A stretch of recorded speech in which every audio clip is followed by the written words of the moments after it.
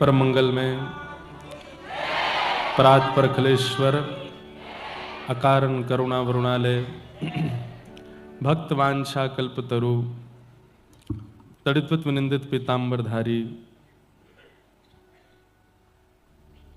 श्री बाल कृष्ण लाल की शब्दमयी वाणीमयी प्रतिमूर्ति हम आप सबके मध्य में विराजमान श्रीमद् भागवत महापुराण को बारंबार प्रणाम। मंच पर विराजमान समस्त विप्रवृंद, समस्त गंधर्वजन और आप सभी श्रोता भाई बंधु मातृशक्ति बालक मित्र सखा सबको जय श्री कृष्ण, जय सिया राम, जय श्रीमन्नारायण, राम कृष्ण हरि, जय जय श्री राधे, गणपति बप्पा, मंगल मूर्ति,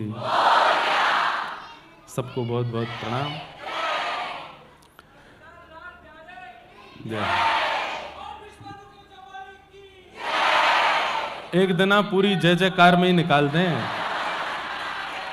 अब ऐसे तो अनेक जय जयकार हैं, पर जब व्यास जी बुलवाते हैं तो उसको मानना चाहिए कि हाथी के पांव में सबके पांव आ गए।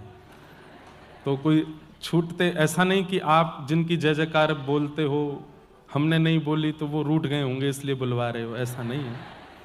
पर आप सबका ये उत्साह, भक्ति में सबसे ज्यादा आवश्यक तत्व क्या है? उत्साह।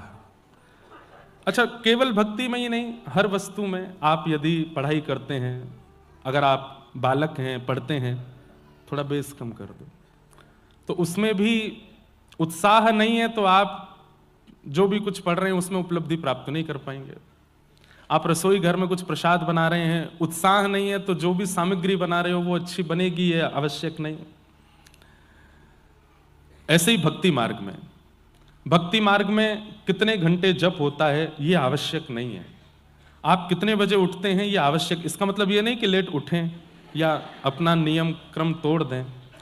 इन सबकी आवश्यकता है, पर कब? जब उत्साह। और एक और बात, उत्साह जब चित्त में आएगा अपने आप सुबह जल्दी उठने लगोगे।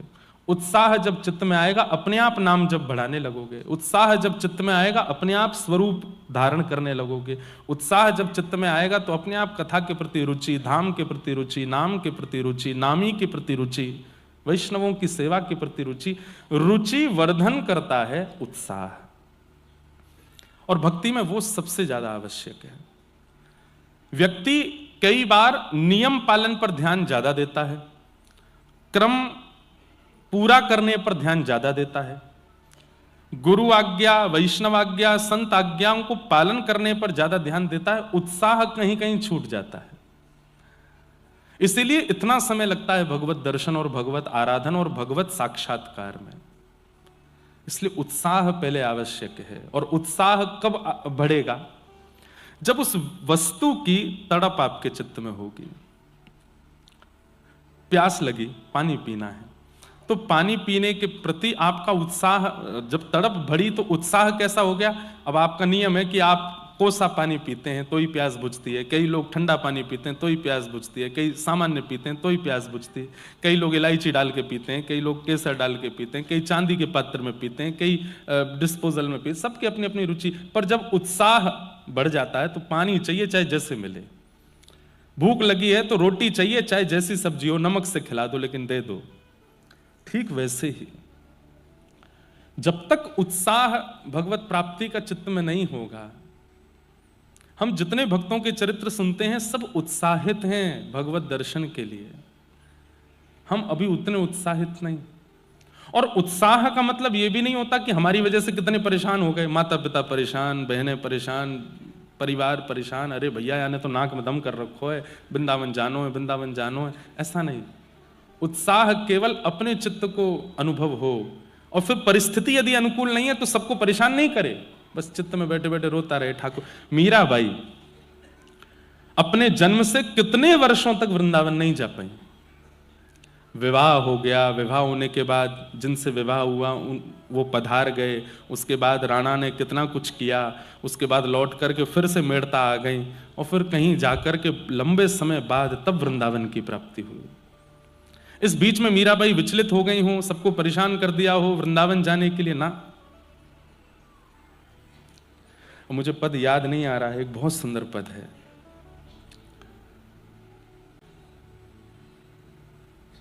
मीराबाई जो वृंदावन जाने वाले होते थे उनको प्रणाम करती थी, और प्रणाम करते हुए कहती थी कि बस उस रज को प्रणाम कर लेना, उस भूमि को प्रणाम कर लेना, उस दिशा को प्रणाम कर लेना जिस दिशा में वृंदावन है। प्रतीक्षा की है।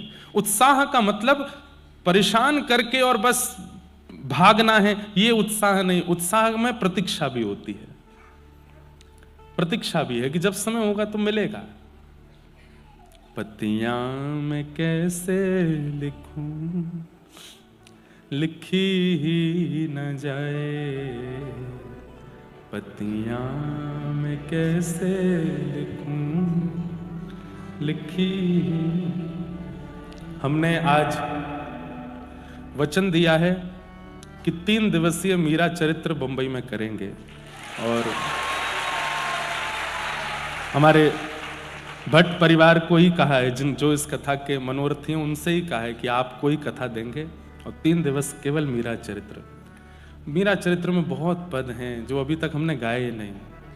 हमारी एक बुरी आदत है कि मुझे पद जब मैं पढ़ता हूं तब मुझे याद रहता, फिर मंच पे आके मुझे ढूंढना पड़ता कहाँ होगा, कैसे होगा, तो निकल नहीं पाते। नहीं तो बहुत अच्छे अच्छे पद हैं।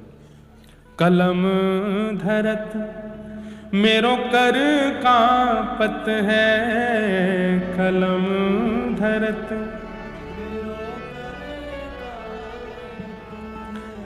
कलम धरत मेरो कर कांपत है, कलम धरत नैन रहे हैं झराए, नैन रहे हैं झराए, पत्तियां मैं कैसे लिखूं, लिखी ही न जाए, पत्तियां मैं कैसे लिखूं, लिखी ही। किसी ने बाई साहब को कहा है कि तुम 2 काम किया करो, वृंदावन की बहुत याद आती है लेकिन अभी जा नहीं सकती, तो क्या करोगे? जिस दिशा में वृंदावन है, मेड़ता से वृंदावन जिस दिशा में है, उस दिशा की ओर नित्य प्रणाम किया करो, उस दिशा की ओर बैठी रहा करो, उस दिशा को ही देखती रहा करो। और बहुत ज्यादा याद आवे तो पत्र लिखा करो, और पत्र लिख करके वृंदावन जाने वालों के हाथ वृंदावन भिजवा दिया करो। ठाकुर जी पत्र पढ़ते हैं बंधु, व्हाट्सएप नहीं चलाते ठाकुर जी, उनके पास सोशल मीडिया नहीं है, पर यह बात आप बिल्कुल सत्य मान लीजिए, हमारी ठाकुर जी पत्र पढ़ते हैं। आपके मन के भाव, आपके मन की इच्छा जो हो लिखिए, रात्रि में सोने से पहले अपने ठाकुर जी के पास रख दो, घर के ठाकुर जी को ही पढ़ाओ। और इच्छा है कि नहीं धाम के ठाकुर जी को भेजना है, वैसे तो भेद नहीं मानना चाहिए, अपने लाला धाम के लाला एक ही हैं, वो धाम के लाला ही हमारे संग बैठे हैं, पर धाम की भी तो याद आती कभी कभी, तो क्या करें?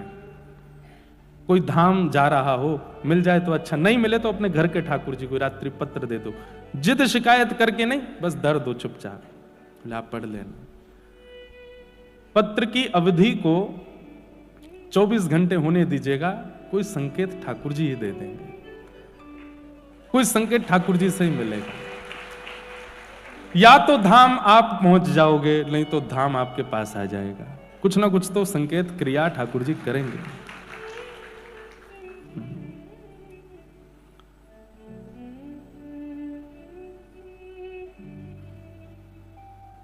ऐसे मीराबाई,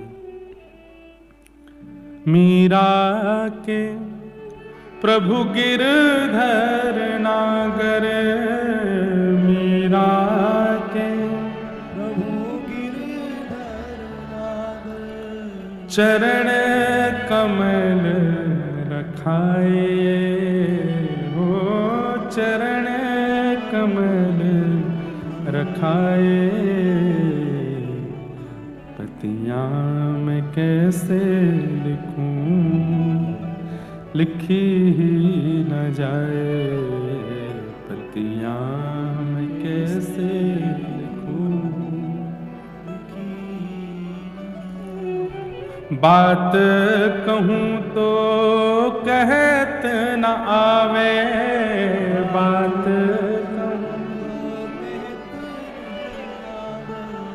क्यों जियरा रयो है डराए, हो जियरा रयो है।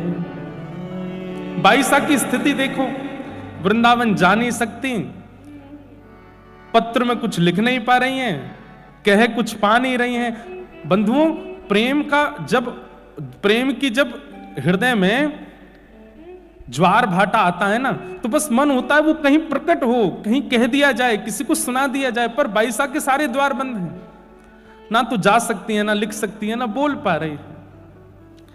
तब उस दिशा की ओर जाने वाले पक्षियों को, उस दिशा की ओर जाने वाली हवा को, उस दिशा की ओर जाने वाले लोगों को ही कह देती हैं, कुछ मत कहिएगा, बस कह देना कि एक मीरा है जो आपको याद करती है, धाम को प्रणाम कर देना मेरी ओर से। विपत हमारी देख तुम चाले, विपत हमारी हो कहियो हरि जो सो जाए, हो कहियो पतियां मैं कैसे लिखूं, लिखी ही न जाए, पतियां मैं कैसे लिखूं, लिखी। मेरी अवस्था तो देख ली है आपने, बस हरि को जाके बता देना कि मेरी अवस्था क्या है, मेरी स्थिति क्या है। उत्साह में व्याकुल नहीं होता व्यक्ति की जिद हो गई बस सब छोड़ छाड़ भागूं में, नहीं, प्रतीक्षा भी होती है। और प्रतीक्षा जिसके चित्त में नहीं है, धैर्य जिसके चित्त में नहीं है, वो प्रेमी नहीं है। प्रेमी तो प्रतीक्षा करता है, प्रेमी तो धैर्यवान होता है, प्रेमी का स्वभाव शांत होता है, चिल्लाता नहीं है, प्रेमी धीमे रहता है। उसका मुखमंडल, उसके नेत्र, उसकी वाणी, उसके शब्द इतने गंभीर होते हैं कि सामने वाला व्यक्ति विचलित नहीं होता उसकी बातों से या भावों से। ये प्रेम का स्वरूप है। आपका उद्देश्य कथा सुनने के पीछे, भक्ति मार्ग के पीछे क्या है मुझे नहीं पता, पर मेरा उद्देश्य स्पष्ट है। हम ठाकुर जी से ना कुछ मांग रहे हैं, ना ठाकुर जी को मांग रहे हैं, हम खुद को देते हैं और बस प्रेमी बनकर के दे रहे हैं। और उसके लिए जो संभव होगा सब करेंगे, हम ठाकुर जी को भा जाएं, बस वो हमको प्रेमी मान करके स्वीकार कर लें। कथा सुनने वालों से भी हमारी यही प्रार्थना, इसी भाव में रहो। जीवन में दुख आवे, दारिद्र आवे, कष्ट आवे, विपत्ति आवे, संकट आवे, सुख आवे, सब परिस्थितियों को प्रसाद मान के स्वीकार करो, पर अपना उद्देश्य मत भूलो। उद्देश्य क्या है, उस उद्देश्य पर अटल रहो। ये सब तो संसार का स्वरूप है। ये हम एक बात कहते हैं, संसार क्या है, दुखालयम शाश्वतम, ये दुखालय है। जैसे पुस्तकालय होता है, भोजनालय होता है, कार्यालय होता है, संसार का नाम दुखालय है। यहां पर दुख ही मिलना है, पर वो दुख, संसार अपना काम कर रहा है आपको दुख देने का, सुख देने का, पीड़ा देने का, आनंद देने का, उसको करने दो जो कर रहा है संसार। आप अपना उद्देश्य मत भूलो। आपका उद्देश्य क्या है, हरि चरणारविंदों की प्राप्ति, और उसके लिए आप लगे रहो। ये संसार तो रोकेगा आपको, टोकेगा आपको, आप मत रुको। कल हम लोगों ने श्रीमद् भागवत जी के प्रथम स्कंद का श्रवण किया, आज महात्म का श्रवण किया, आज प्रथम स्कंद से कथा का प्रारंभ करते हैं। एक बात और कह दूं बंधुओं, आप लोग इतनी संख्या में आए हैं, आ रहे हैं, बहुत अच्छा है। निश्चित ही आप सबके चित्त में कई जिज्ञासाएं भी होंगी, भक्ति संबंधी होगी, अपनी सेवा के संबंधी होगी, तो वो जिज्ञासा का समाधान भी होना चाहिए। तो आप अपनी जिज्ञासाएं लिख करके मंच पर पंडित जी को पहुंचवा दिया कीजिए। ऐसे कथा के बीच में नहीं, लिख करके, है जिज्ञासा है, हाँ तो पहुंचवा दो। तो हम कथा में जब आएंगे उस समय आपकी सबकी जिज्ञासाएं देख लिया करेंगे, जिसकी अनुकूल लगेगी और जिसकी जिज्ञासा में ऐसा होगा कि इतने लोगों को उत्तर मिलेगा, उसकी जिज्ञासा हम बोल दिया करेंगे। तो आप लोग अपने प्रश्न कर लिया कीजिए, ये अवसर मिला है, इसको जाने मत दीजिए। कहीं पता चली कल 6000 जिज्ञासा आ गई, एक ने भी नहीं छोड़ा, फिर क्या करूंगा मैं? तो ऐसे भी नहीं। एक इसके दो रूप समझिएगा। कोई प्रश्न बहुत दिनों से सता रहा है और होना चाहिए आध्यात्मिक, व्यवहारिक नहीं, संसारिक नहीं, आध्यात्मिक। बहुत दिनों से सता रहा है, मन में आ रहा है कि इसके समाधान से मेरी भक्ति में वर्धन होगा, मुझे कुछ नॉलेज प्राप्त हो, ऐसे प्रश्न भी मत कीजिए। वो जितना आपको यहां प्राप्त हो रहा है, जितना आपको संत जन महापुरुषों की कथा में मिल रहा है, उतना ही लीजिए। उससे अधिक की आवश्यकता के लिए, नॉलेज के लिए कोई प्रश्न मत कीजिएगा। प्रश्न वो करना जिससे भक्ति में वर्धन हो, आप अपनी भक्ति में और आगे बढ़ सको। ऐसे प्रश्न जिज्ञासा के रूप में करो। हमको प्राप्त होगा तो हम उसका फिर उत्तर, समाधान अपनी यथामति जो बुद्धि में होगा उससे कर दिया करेंगे, ताकि आप लोगों को ज्यादा विचलनता ना हो। और दूसरा रूप क्या है? जिज्ञासा को चित्त में रख के बैठो और कथा सुनो, और पूर्ण विश्वास के साथ भागवत जी को देखो कि साक्षात राधा रमण लाल, साक्षात गिरधर लाल सामने बैठे हैं, मेरी ये जिज्ञासा है। आप अनुभव करेंगे, अगर विश्वास में ताकत होगी, 3 घंटे के कथा प्रसंग में व्यास जी के मुख से आपकी जिज्ञासा का समाधान अपने आप प्रकट होगा। ये हमने कितनी बार किया। हम अपने पूज्य गुरुदेव भगवान पूज्य पिताजी की जब कथा सुनते थे, अपने गुरुदेव से जब पढ़ते थे, तो बहुत प्रश्न करता था मैं। लेकिन एक दिन जब ये भाव चित्त में डाला गया कि विश्वास के साथ जिज्ञासा लेकर के बैठो और केवल सुनो, भागवत जी को अगर लगेगा कि आपकी जिज्ञासा उचित है तो वक्ता के मुख से अपने आप उत्तर मिल जाएगा। और केवल कथा की बात नहीं, आप जिनके भी प्रवचन सुनते हो, जिनका भी सत्संग सुनते हो, घर में बैठे बैठे जिज्ञासा लेके बैठ जाओ। सुनते सुनते सुनते बस थोड़ा धैर्यवान होकर सुनना, समाधान वहीं मिल जाएगा। तो ये दो हैं, अगर समाधान मिले तो अच्छी बात, नहीं मिले तो लिख करके पूछ लीजिएगा, संशय में मत रहिएगा। आइए, आप कथा के बाद में कुछ कह लीजिएगा, हम आपको मिलेंगे। अभी कथा के बीच में व्यवधान नहीं आवे, है ना। या तो पहले कुछ लिख करके दे दो या बाद में कुछ, बीच में कथा का प्रवाह रोकना नहीं चाहिए, ठीक है। बाद में बोल लीजिएगा, है ना। जन्माद्यस्य यतोऽन्वयादितरतः चार्थे स्वविज्ञस्वरा तेने ब्रह्म हृदय आदि कवये मुह्यन्ति यत्सूरय तेजो वारिमृदां यथा विनिमयो यत्र त्रिशर्गो मृषा धाम्ना स्वेन सदा निरस्तकुहकं सत्यम परम धीमहि। भागवत जी का पहला श्लोक है ये। जन्माद्यस्य यतोऽन्वयादितरतः चार्थे स्वविज्ञस्वराट् तेने ब्रह्म हृदय आदि कवये मुह्यन्ति यत्सूरयः तेजो वारि मृदाम यथा विनिमयो यत्र त्रिशर्गो मृषा धाम्ना स्वेन सदा निरस्त कुहकम सत्यम परम धीमहि। अद्भुत हैं भागवत जी। श्रीमद् भागवत जी का वाचन करने वाले की वाणी में विद्वत्ता हो एक बात, उसके चित्त में वैराग्य हो दूसरी बात, पर उसके चित्त में भावना भक्ति की हो ये विशेष बात। एक बार कोई श्रीमद् भागवत जी कथा कर रहे थे, अच्छे विद्वान थे, परंतु कथा सुनते सुनते एक व्यक्ति भाव विभोर हो गया और भाव विभोर होकर के रुदन करने लगा। कोई उसने डिस्टर्ब नहीं किया किसी को, बस वो बैठ करके वहां रुदन करने लगे। तो वक्ता जो थे वो ज्ञान परक कथा करते थे, भावना परक उनकी नहीं थी। तो क्रोध में भर के उन्होंने देखा है उसको, बोले सुनो भाई ये रोना धोना करना है तो बाहर जाओ, यहां बैठ करके रोना नहीं है। जबकि उनके विलाप में स्वर भी नहीं था, वो केवल अश्रुपात कर रहे थे। लेकिन वक्ता को लगा कि भाई ज्ञान की बात है, यहां पर ये भावना ये रोना धोना क्यों। वो जो श्रोता थे उनको बाहर भेज दिया। ये प्रसंग गया श्रीमंत चैतन्य महाप्रभु के पास। महाप्रभु जी को बड़ी पीड़ा हुई। बोले वो विद्वान तो हैं, कथा के वक्ता तो हैं, लेकिन भावना युक्त व्यक्ति को कथा से ऐसे दूर कैसे कर सकते हैं। बहुत दिन तक तो कुछ बोले नहीं, पर एक दिन क्योंकि चैतन्य महाप्रभु श्री राधा कृष्ण मिलित तनु हैं, दोनों का मिलित स्वरूप है, तो कभी कभी उनको आवेश आ जाता था। एक दिन आवेश में आकर के कथा में पहुंच गए और व्यास जी को इतना डांटा इतना डांटा। बोले भागवत जी कहने का तुम्हारा अधिकार नहीं है, तुम विद्वान हो, तुम वैराग्यवान हो, तुम सर्वगुण संपन्न हो, पर तुम्हारी चित्त में प्रेम नहीं है, इसलिए तुम इस मंच पर बैठने का अधिकारी नहीं हो। इतना डांटा, वो बेचारे घबरा गए। सबने महाप्रभु जी को भाव में देखा था, आज क्रोध में पहली बार देखा। महाप्रभु जी को सब लोग वहां से लेकर के गए। क्रोध में वो तो ताम्रवर्ण हो गया था उनका। थोड़ी देर बाद जब भावावेश शांत हुआ तो महाप्रभु जी बोले, क्या हुआ था? तो सबने बताया। बोले, आपने कथा में जाकर के व्यास जी को डांटा। महाप्रभु जी रोने लगे।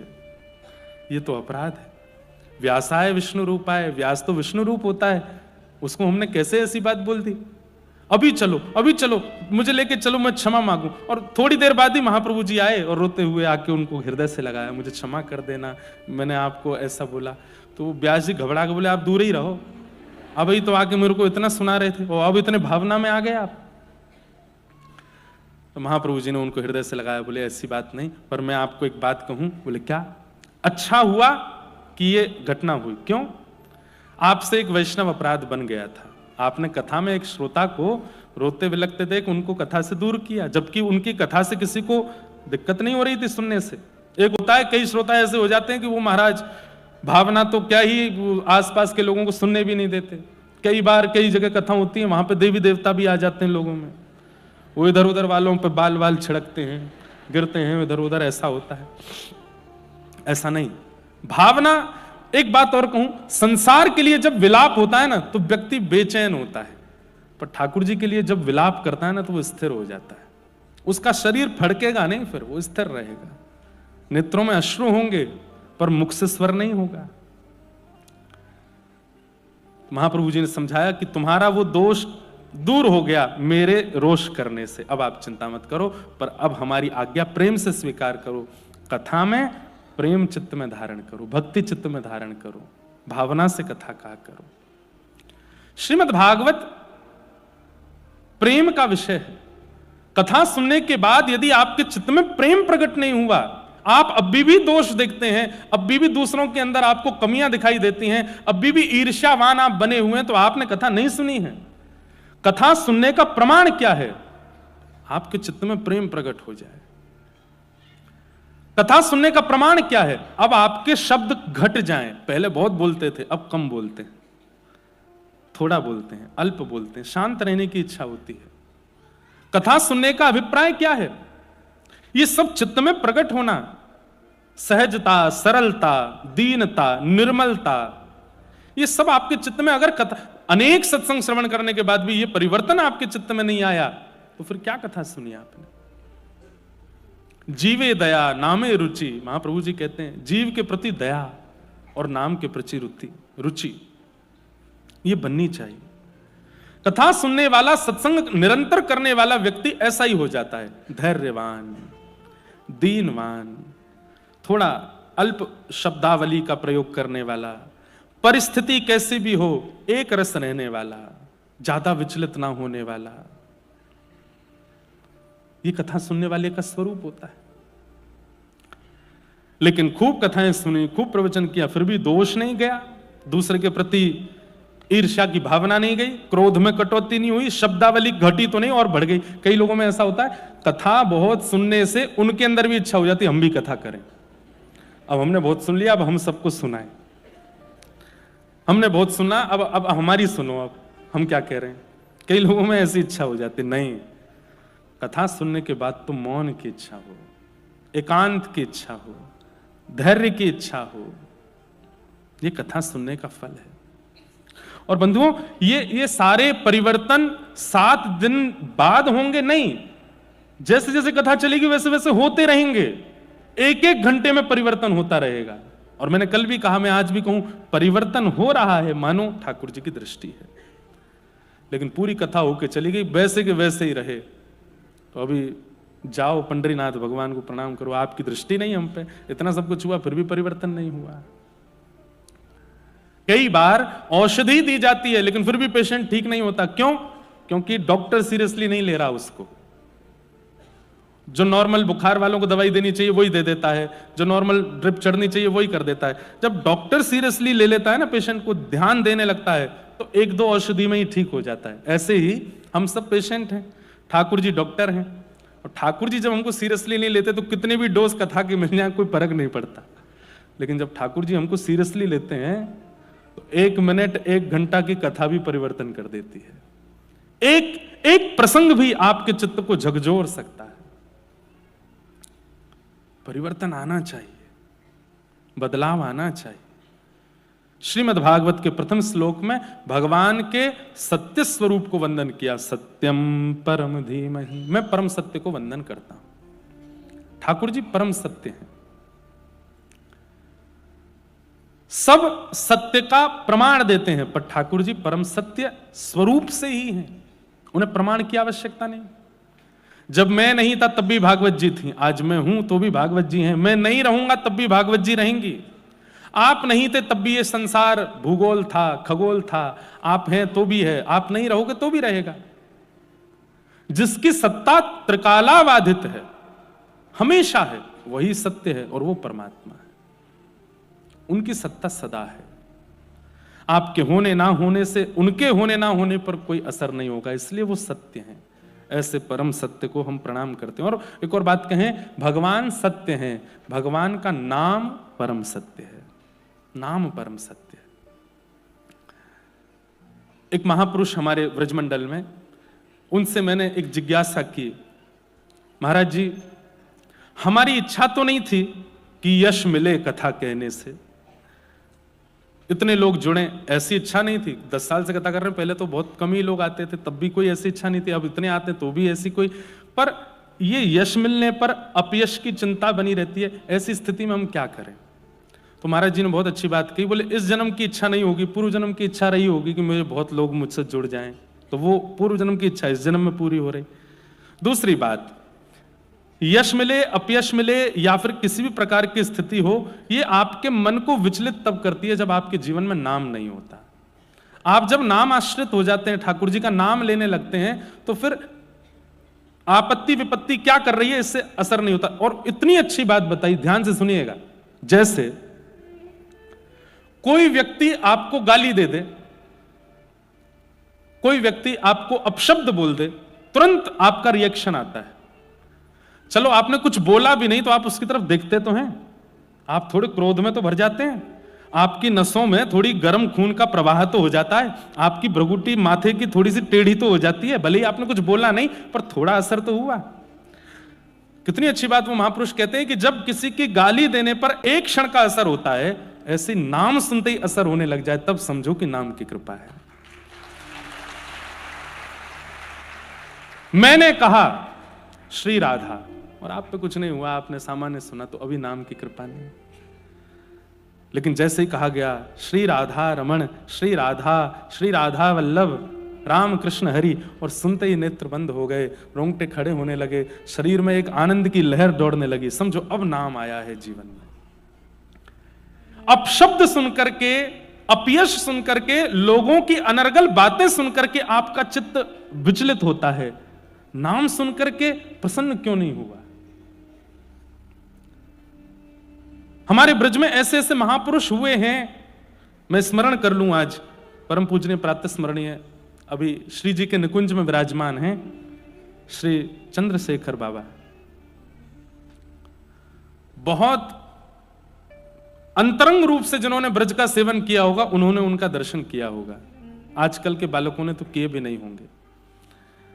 नाम के प्रति ऐसी रुचि कि जब कोई नाम गाता था ना, हरे कृष्ण कृष्ण कृष्ण हरे हरे, हरे राम राम राम हरे हरे, तो बैठे बैठे बाबा के नेत्रों से अश्रु नहीं, पिचकारी चलती थी अश्रुओं की।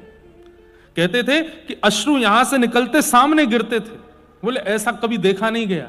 जो स्थिति महाप्रभु चैतन्य महाप्रभु की होती, वो बाबा की स्थिति।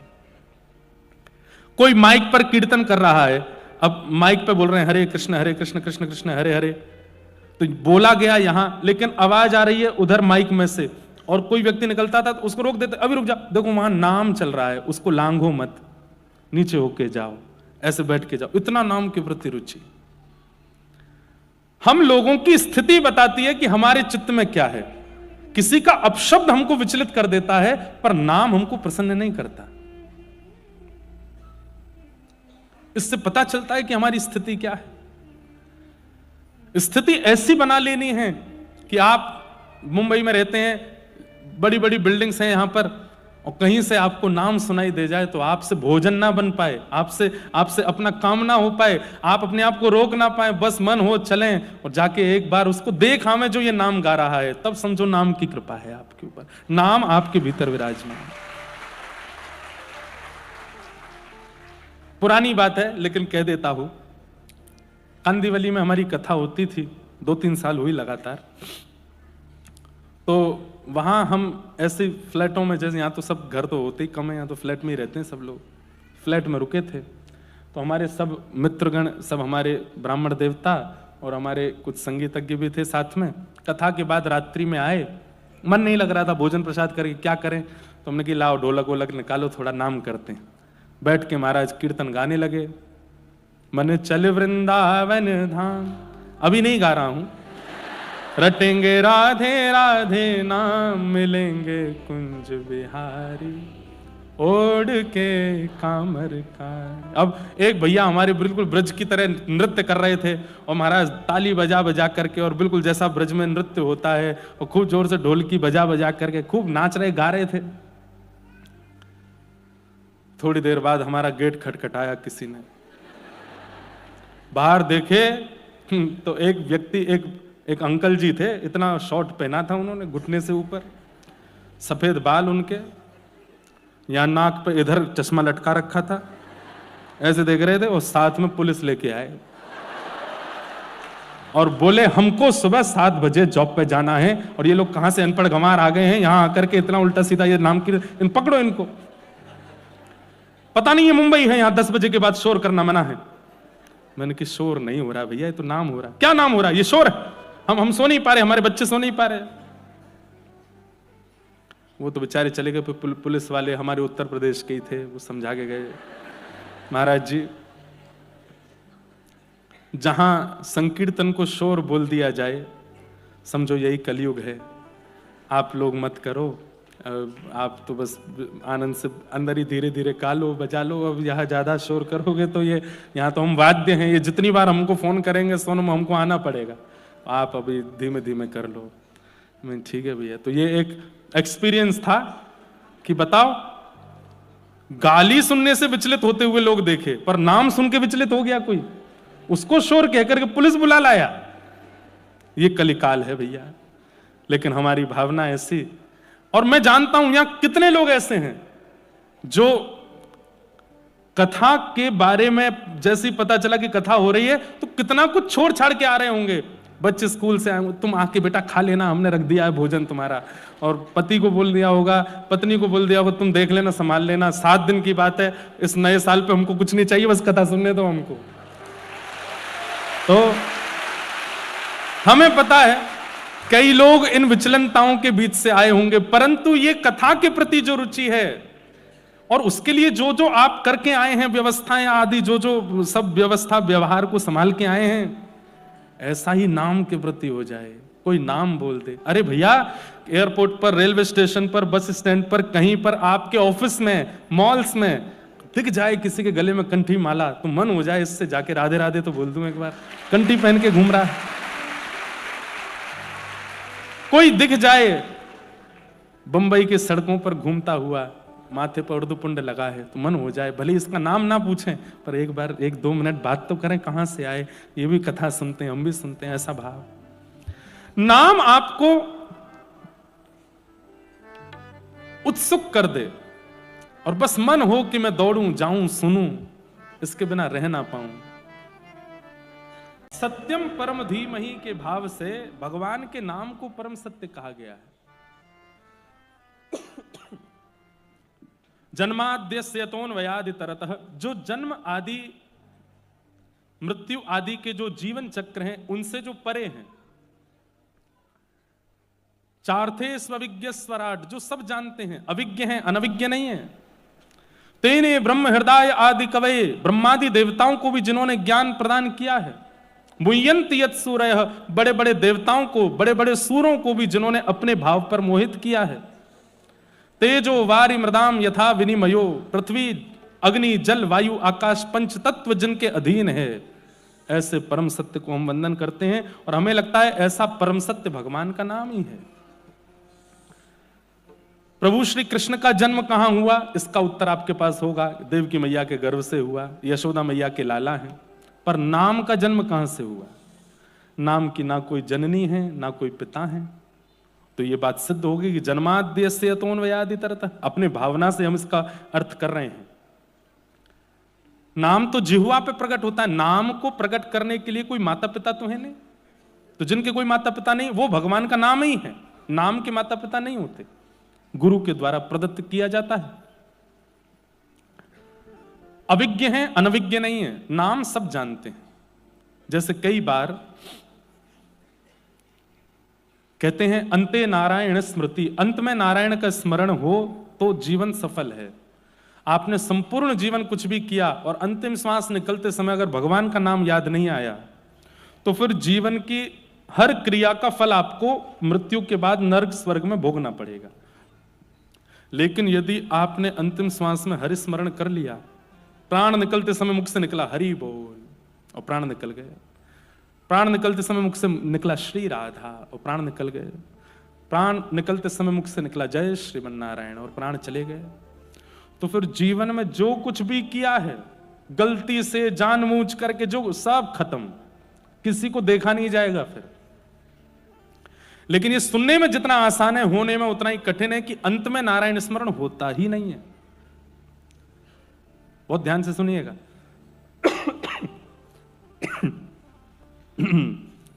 उत्तर भारत का प्रसाद है। हमारे यहां तो अगर कथा हो रही होती है अभी ऐसे ऑडिटोरियम में, तो या तो व्यास जी की आवाज सुनाई दे रही होती है या श्रोताओं की खांसी। आप लोगों के यहां तो मौसम बढ़िया है, हमारे यहां तो बहुत उबड़ खाबड़ चल रहा है, तो माइंड मत करना अगर बीच बीच में हम हो जाए। क्या बता रहा था मैं? अंते नारायण स्मृति। व्यक्ति जीवन भर कुछ भी कर ले और अंत में नारायण स्मरण करे तो उसके जीवन के किए हुए समस्त दोष भुला दिए जाते हैं, पर अंत में नारायण स्मरण होता ही नहीं। कहते हैं कि व्यक्ति के जब प्राण निकलने की स्थिति आती है उसको अपना पूरा जीवन याद आता है। जो जो आज भी आपको स्मरण में नहीं होगा कि आपने 4 साल की उम्र में क्या किया था, 2 साल की उम्र में, 3 साल की उम्र में आपने क्या किया था, 12 साल की उम्र में घर में क्या हुआ था, अभी आपको याद नहीं होगा। पर मृत्यु काल जब स्वाभाविक मृत्यु आती है तो व्यक्ति को सब याद आता है, अपना पूरा जीवन दिखाई देता है। मेरा जन्म तब हुआ था, पहली स्मृति मेरे को ये है, पिताजी मेरे लिए खिलौना लाए थे, माँ मुझको लेकर के वहाँ गई थी, फिर उसके बाद मेरी बहनें ऐसे प्यार करती थी, फिर मैं स्कूल जाने लगा था, स्कूल में एक टीचर ने मुझे इस बात पे डांटा था, अभी याद नहीं होगा तब याद आएगा। वहाँ पे मेरा ये मित्र था, अरे इस मित्र को तो मैं भूल ही गया, जीवन भर कभी याद नहीं, वो सब याद आएगा। उसके बाद मेरा विवाह हुआ, मेरे बालक हुए, मेरे ससुराल पक्ष के लोग ऐसे थे, मेरे पीहर के ऐसे थे, वहाँ के ये यहाँ पे घाटा हुआ, यहाँ पे मुनाफा हुआ, इतना कमाया, ये घर बनाया, वो सब याद आएगा। पर यदि आप भक्ति हृदय के व्यक्ति नहीं हैं तो सब याद आएगा, पर यह याद नहीं आएगा कि आपने दादर में कथा सुनी थी। आप कभी, बहुत सीरियस बात कर रहे हैं हम, ये याद नहीं आएगा कि आप वृंदावन गए थे, ये याद नहीं आएगा कि पंढरपुर में आपने सेवा की थी। अंत में हरि स्मरण नहीं होता। और ये आपके कर्म डिसाइड करते हैं कि आपके अंतिम क्षणों में आपको क्या याद दिलाना है। क्यों हमारे संत जन आज्ञा कर रहे हैं, क्यों ग्रंथ आज्ञा कर रहे हैं कि कलयुग केवल नाम आधारा। कलयुग में ज्ञानी होना बहुत अच्छी बात है, कलयुग में विरक्त होना बहुत अच्छी बात है, पर कलयुग में नाम जापक होना बहुत जरूरी है। क्योंकि कलयुग में ज्ञान हो सकता है कि अंत काल में आपको उबारने नहीं आएगा, वैराग्य नहीं आएगा, नाम आएगा। नाम ही, जितना नाम जपेंगे, जितना नाम आपका दिन भर में होगा, वो नाम किस लिए होगा कि आपका जब अंतिम काल आएगा तो आपको और कुछ याद नहीं आएगा, बस यही याद आएगा कि पहली बार मैं वृंदावन कब गया था, गिरिराज जी की परिक्रमा कैसे करी थी, पंडरीनाथ भगवान कैसे दिख रहे थे, राधा रमण जी ने कैसी पोशाक पहनी थी, बिहारी जी में कैसे मनोरथ हुए थे, उस कथा में हमने क्या सुना था, उन महाराज जी ने क्या बोला था, कौन कौन से भक्त मुझे जीवन में मिले हैं, कौन से भक्त मुझे प्रिय हैं। ये नाम का प्रभाव होगा। जब नाम असंख्य स्थिति में आपने जीवन में जपा होगा तो अंतिम क्षण में केवल भगवत स्मृति होगी। और अंत में यदि नारायण स्मरण हो गया तो आपका जन्म लेना सफल हो जाएगा। फिर अब पता नहीं बात समझ में कितनों को आई कि नहीं पता नहीं, पर ये बात समझ में आ जाए तो आपका कथा सुनना सफल है। नाम इतना जपिए, इतना जपिए, इतना जपिए कि महाराज लिमिट क्रॉस कर दीजिए। घर वाले भी कहने लगे भाई बस बहुत हो गया। पहले तो पति बोले कि बहुत हो गया, पत्नी बोले बहुत हो गया, फिर उसके बाद धीरे धीरे बच्चे बोलने लग जाए माँ बस भी करो, पूरे दिन तुम नाम ही जपती रहती हो। फिर सास ससुर तक बात पहुंच जाए। भाई देखो, जब किसी व्यक्ति को व्यसन लगता है ना, तो सबसे पहले उसके सबसे पास वाले को पता चलता है, तो वो रोकता है, ए भाई ये सब मत क्या करिए, गलत बात है।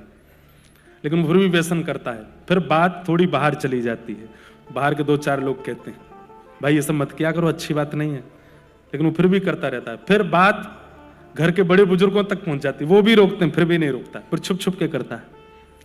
और एक समय आती है, मीराबाई कहती हैं अब तो बात फैल गई जाने सब कोई, अब तो बात फैल गई जाने सब कोई, क्या मेरे तो गिरधर गोपाल, मेरे तो गिरधर गोपाल, दूसरों न कोई, दूसरों न कोई,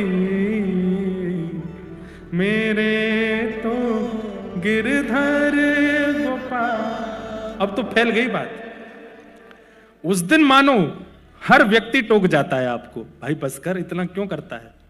तब समझो कि अब नाम शुरू हुआ है। अब जितने संसारी हैं इन सबको पीड़ा हो रही है मेरे नाम जाप से। तब छुप के करो, बैठ के करो, बिना दिखाए करो, करो, लिमिट क्रॉस कर दो नाम जप में। पता चली 2 महीने बाद घर में कलेश हो रहे हैं बंबई में, कौन करवा के गया, महाराज जी करवा के गए। वही कह के गए थे ऐसा नाम करो। नहीं, विपरीत तो देखो, जब आप भक्ति मार्ग में आएंगे ना तो समाज विपरीत होगा। पता नहीं क्यों कुछ लोगों के चित्त में कलयुग प्रवेश करके आपको दोषी दिखाने लगेगा कि ये दोषी है, इसका अपमान करो। और बस उस समय धैर्य रखिएगा, धैर्य मत टूटने दीजिएगा। कई बार बंधुओं, समाज आपके पीछे पड़ता है अपनी इच्छा से, कई बार ठाकुर जी पीछे पड़वाते हैं आपको परखने के लिए। हमारे कल मैं कथा प्रसंग सुना रहा था श्री पुरंदर दास जी का, उनके साथ भी एक लीला करी विट्ठल भगवान ने। ध्यान से सुनना। तो एक बार की बात है, दरबारी पुरंदर दास जी, कल हमने कथा सुनी थी उनके प्रसंग में कि वो महाकंजूस थे, फिर विट्ठल भगवान ने एक लीला करके उनको भक्त बना लिया। जिन्होंने कल नहीं आए थे वो कल की कथा सुन लेना, तो पुरंदर दास जी का चरित्र आ जाएगा स्मरण में। तो जब वो भक्त बन गए, अब तो ऐसा होने लगा कि जैसे ही भक्ति प्रारंभ होती है ना बंधु, एक बात बहुत ध्यान से सुनिएगा, जब भक्ति प्रारंभ होती है तो कुछ समय तक अनुभूतियां बहुत होती हैं। जैसे आप घर में ठाकुर जी लेके आओगे, पहले पहले सेवा करना प्रारंभ करोगे, बहुत दिनों तक अच्छी अच्छी अनुभूति होंगी। ओह देखो ये संकेत कर रहे हैं, ये ऐसा कह रहे हैं, ये ऐसा कर रहे हैं, सब कुछ आपके अनुकूल और आपके बिल्कुल ऐसा लगेगा कि संकेत हो रहा है। पर कुछ समय बाद संकेत होने बंद हो जाएंगे। संकेत होने भी बंद हो सकते हैं, या फिर दूसरा आप कहो कि आप इतनी सेवा कर चुके कि अब आप यूज्ड टू हो गए सेवा के, अब आपको संकेत होते ही नहीं है। रोज 6 बजे सेवा होती थी सुबह प्रारंभ, अब कह रहे ठीक है 7 बज गए, कोई बात नहीं, 8 बज गए, ठीक है घर गई तो ठाकुर जी कर दो। ऐसी स्थिति आने लग जाएगी, संकेत धीरे धीरे कम होंगे। बीच में ये स्थिति सबकी बनती है। बहुत बिरले ही ऐसे होते हैं जिन पर गुरु कृपा या नाम की कृपा होती है, जिनके जीवन में भक्ति में ये थोड़ा आलस्य नहीं आता हो, नहीं तो आ जाता है। तो पुरंदर दास जी जब भक्त बन गए और पंढरपुर सब छोड़ छाड़ के पंढरपुर में आके निवास करने लगे, तो उनका इतना यश हो गया सब जगह कि पुरंदर दास जी अब जब मंदिर में आते थे ना, तो विट्ठल भगवान के श्री अंग से एक दिव्य सुगंधी निकलने लगती थी, और पंडरीनाथ भगवान के मुखमंडल पर एक अलग तेज आ जाता था। और दर्शन करते करते लोग आश्चर्यचकित हो जाते थे, हम तो बहुत देर से देख रहे हैं, अभी तो ऐसे नहीं चमक रहे थे, अचानक से कैसे चमकने लगे। तो पुजारी जी कहते पुरंदर दास आया है, उसको देख के ठाकुर जी चमकते हैं, खुश होते हैं।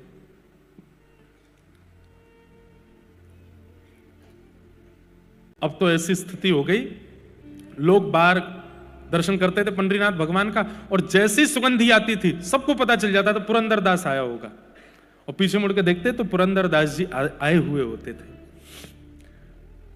अब इससे हुआ क्या कि उनकी प्रसिद्धि इतनी हो गई पूरे पंढरपुर में कि पुरंदर दास जी जब अपने घर से निकलते थे तो रोडों को लोग फूलों से सजा देते थे, उनके चरण छूते थे, ऊपर से पुष्प वर्षा करते थे, माला पहनाते थे, उनको वंदन करते थे। लोग बाग घुटनों पर बैठ के रोते थे पुरंदर दास जी को देख करके कि आप इतने बड़े भक्त हैं, आप हम पे कृपा करो। भक्ति में प्रसिद्धि मिले आपके हाथ में नहीं है, पर प्रसिद्धि को स्वीकार करना अस्वीकार करना यह आपके हाथ में है।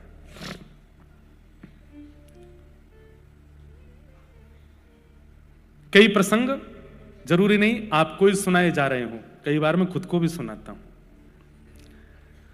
प्रसिद्धि मिलती है, एक भक्त जब भक्ति करने लगता है और उसकी भक्ति से कुछ लोगों के जीवन में परिवर्तन होने लगता है तो निश्चित उसको प्रसिद्धि मिलती है, लेकिन प्रसिद्धि को वो स्वीकार ना करे। जब कोई उसको बहुत बहुमान करे, बहुत सम्मान करे, उस समय वो हाथ जोड़ करके ठाकुर जी से यही प्रार्थना करे, मैं लायक तो नहीं हूं इसके, ये सब आप करवा रहे हो नाथ। बहुत ध्यान से सुनिएगा बंधु, बहुत अच्छा प्रसंग है। तो पुरंदर दास जी अपने घर से निकलते हाथ जोड़ते हुए, जो लोग माला पहनाते, प्रणाम करते, वंदन करते, रोते विलकते, सबको देख करके पुरंदर दास जी यही कहते, हे पंडरीनाथ, मैं इसका अधिकारी नहीं हूं, मेरा इतना सम्मान मत कराओ, मैं इसके योग्य नहीं हूं, मेरे साथ ऐसा मत करवाओ। हाथ जोड़ते हुए जाते थे। इतनी प्रसिद्धि हो गई कि अब तो महाराष्ट्र में दूर दूर के शहरों के गांव के लोग पंढरपुर दो लोगों से मिलने आते थे, या तो पंडरीनाथ या पुरंदर दास। लेकिन अभी तक भी पुरंदर दास जी के चित्त में भक्ति का अभिमान नहीं आया था।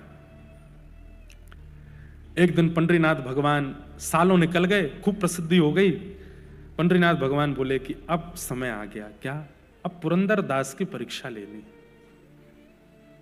अब इसकी परीक्षा लेनी। तो कैसे परीक्षा लेंगे? तो मैंने कहा ना, इनसे बढ़िया स्क्रिप्ट राइटर नहीं है कोई, ये ऐसा चक्र घुमाते हैं भैया, आप सोचते रह जाओगे ये क्या हो गया। तो एक वैश्या, एक नगर वैश्या, वो नृत्य करती थी, और जहां वो नृत्य करती थी वहां पर व्यसनी लोग जाते थे उसका नृत्य देखने के लिए। तो वो नृत्य करती थी अपने घर चलाने के लिए, वैश्या थी अपने घर पालन करने के लिए, लेकिन हृदय से परम भक्ता थी पंडरीनाथ भगवान की। रोज पंढरपुर पंडरीनाथ भगवान का दर्शन करने जाती, सौल से अपने आप को छुपा के, क्योंकि उसका नाम तो गलत रूप में लेते थे ना नगर के लोग, तो इसलिए अपने आप को छुपा करके जाती, मुंह ढक करके जाती और पंडरीनाथ भगवान को प्रणाम करती, और प्रणाम करके कहती, मेरे पास कुछ और तो है नहीं देने के लिए, एक नृत्य ही मुझे आता है और यहां मुझे कोई नाचने देगा नहीं।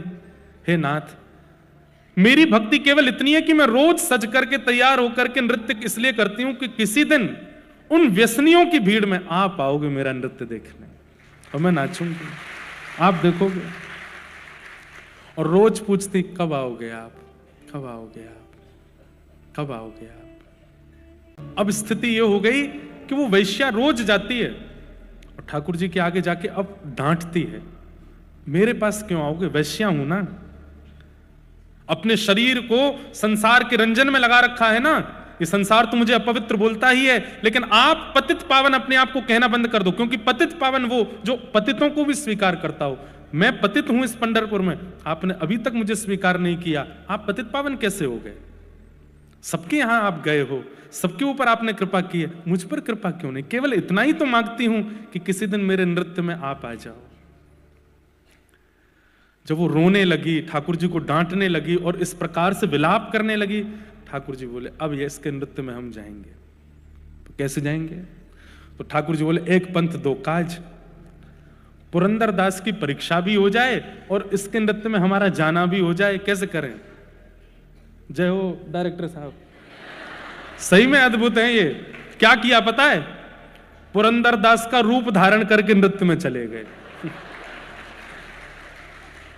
वैश्या नाच रही है और लोग बाग पी रहे हैं, खा रहे हैं, उस पर पैसे उड़ा रहे हैं, धुआं उड़ा रहे हैं और गंदी गंदी बातें कर रहे हैं। बिल्कुल बिल्कुल मतलब कोई धार्मिक व्यक्ति भी वहां प्रवेश ना करे, तिलक वाला भी प्रवेश ना करे, पुरंदरदास तो बहुत बड़ी बात है।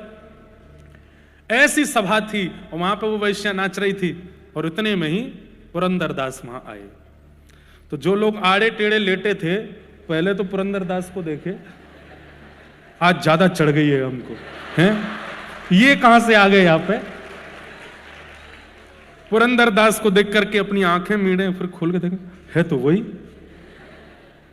पुरंदरदास जी वहां पहुंचे और जाकर के जो बैठे थे उनसे, लाओ भाई मसनद हमारे लिए भी लगाओ, आज हम भी देखें क्या नृत्य है। लेकिन वो वैश्या, उसके तो हाथ पांव कांपने लगे। बोले कि हरि नहीं आए लेकिन हरिजन आ गए हैं, और हरिजन आए हैं। बंधुओं, हरि अगर प्रसन्न होंगे तो वैकुंठ प्रदान करेंगे, लेकिन हरिजन यदि प्रसन्न होंगे तो हरि को प्रदान कर देंगे। हरि प्रसन्न हो ये बाद की इच्छा होनी चाहिए, हरिजन प्रसन्न हो ये पहली इच्छा होनी चाहिए। हरिजन प्रसन्न, आपने हरिजनों को ही उठा रखा है, हरि रिझेंगे आपसे। हरिजनों को ही पीड़ा दे रखी है, हरिजनों को ही कष्ट दे रखा है, हरिजनों को रुलाया है, हरि कैसे मिलेंगे आपसे। वो तो इतनी प्रसन्न हो गई, हे पंडरीनाथ अब आप भले ही मत आना, मुझे तो मिल गया, मेरे हरिजन आ गए सामने, अब तो वो ऐसा नृत्य करे, ऐसा नृत्य करे। लेकिन वहां जो बैठे व्यसनी लोग थे उनको नृत्य दिखाई नहीं दे, वो तो पुरंदरदास को देखें और आपस में चर्चा करें, हमारी पत्नी इनका प्रवचन सुनती है, अभी रुक उसको पकड़ के लाता हूं, दिखाऊं तो सही उसके गुरु का रूप। दौड़ा दौड़ा गया, कोई अपनी पत्नी को बुलाने गया, कोई अपने मित्रों को बुलाने गया, कोई अपने जो जो प्रवचन सुनते थे, जो जो उनको प्रणाम करते, सबको खींच के लाया, देखो तुम्हारा पुरंदरदास क्या कर रहा है। और सब लोग आकर के अपने मुंह पे हाथ, हाय राम, हाय ये पुरंदरदास वैश्या, छी छी, राम राम राम राम राम। हमसे कहा मोह माया से दूर रहो, खुद आ गए यहां पर, हमसे कहा ऐसे मत करो, और खुद बैठे यहां पर वैश्या का नृत्य देख रहे हैं। और महाराज हद तो तब हो गई जब वैश्या ने नृत्य करके नित्य विराम किया, तो पुरंदरदास जी पर वाह वाह वाह वाह, क्या दूं क्या दूं क्या दूं, इतना अद्भुत नृत्य। तो अपने हाथ के सोने का कड़ूला उतार करके वैश्या को दे दिया, बहुत अच्छा नाचती हो, क्या मैं तो आनंदित हो गया। अब तो महाराज काना फूसी होते होते सुबह हुई नहीं, रात में पूरे पंढरपुर को पता चल गया कि ऐसा हुआ है। सोचो उस समय तो सोशल मीडिया भी नहीं था, तब तो कानों कानों से बात पहुंच गई। कभी कभी मुझे लगता है भक्ति का प्रसंग आग की तरह नहीं फैलता। भक्ति का प्रसंग कैसे फैलता है, शहद की तरह, शहद को फैला दो, उसको यहां से वहां पहुंचने में, शहद भी लिक्विड फॉर्म है, बहुत धीरे धीरे जाएगा, ये भक्ति का स्वरूप है। और संसारी विषय कैसे फैलेगा, जैसे कोई पेट्रोल में आग लगा दो, एक संग सब धराशायी। आपको प्रचार के लिए पैसा वेस्ट करने की आवश्यकता नहीं है। इस संसार का विषय ही ऐसा है कि एक क्षण में लोग बाग उसको एक दूसरे को ले ले ले, देख देख देख, ये क्या हुआ क्या हुआ क्या हुआ। उस समय पे ये हो सकता था, तो आज कौन सी बड़ी बात है। पुरंदरदास जी का इतना अपयश हो गया। अब पुरंदरदास जी प्रेम से सो रहे थे, तो पंडरीनाथ भगवान थे, पुरंदरदास थोड़े ही थे। ठाकुर जी बढ़िया मटकते हुए जा रहे हैं, सब जो लोग बाग खड़े थे मुंह पे हाथ धर के, क्या नाचती है ये।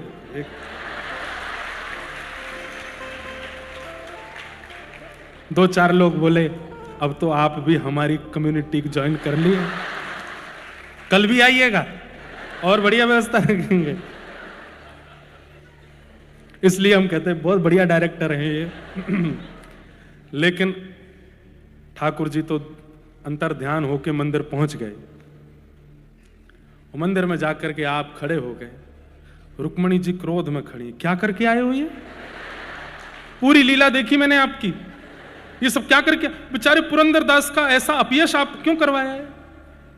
देवी ये मैं परीक्षा ले रहा हूं, पुरंदर अब भक्त हो गया है, उसका इतना सम्मान हो गया है, पूरा जगत उसको पूजने लगा है। ये परिस्थिति देख करके मैं देखना चाहता हूं वो मेरे प्रति अब कैसा भाव रखेगा।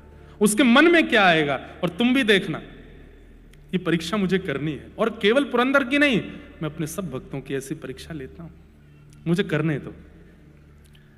प्रातःकाल आज का सूर्य उदय सुखद नहीं था।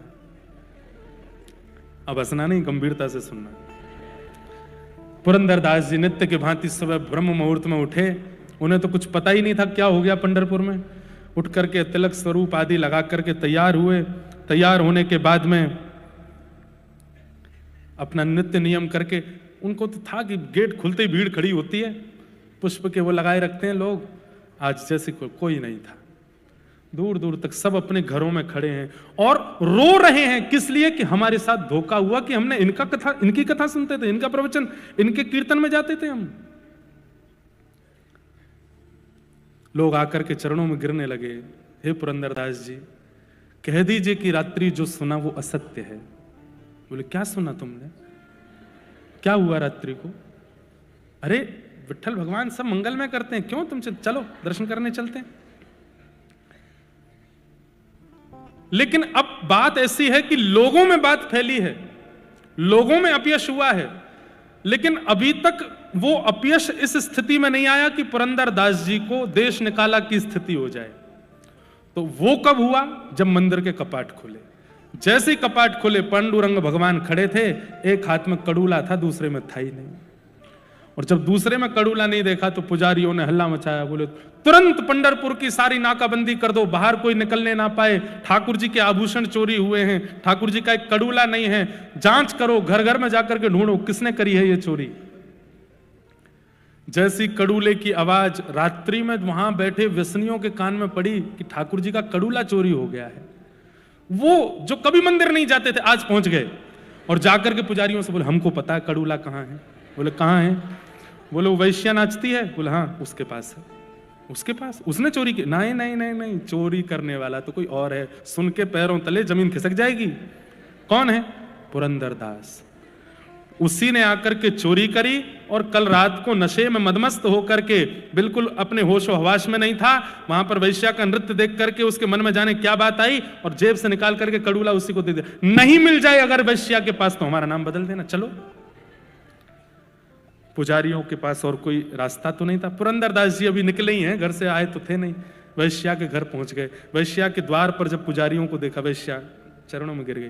बोले कल रात्रि में तुमको कोई सोने का कड़ूला मिला?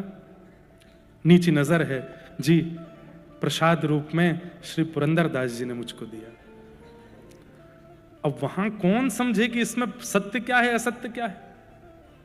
वैश्या अपने मुख से कह रही है कि मुझे पुरंदरदास जी ने दिया, और जैसे ही भीतर से वो कड़ूला ला करके दिया, पुजारियों के नेत्रों में आंसू आ गए और चेहरा तांब वर्ण का हो गया। बोले इतना पाखंड पुरंदरदास ऐसा कर सकता है?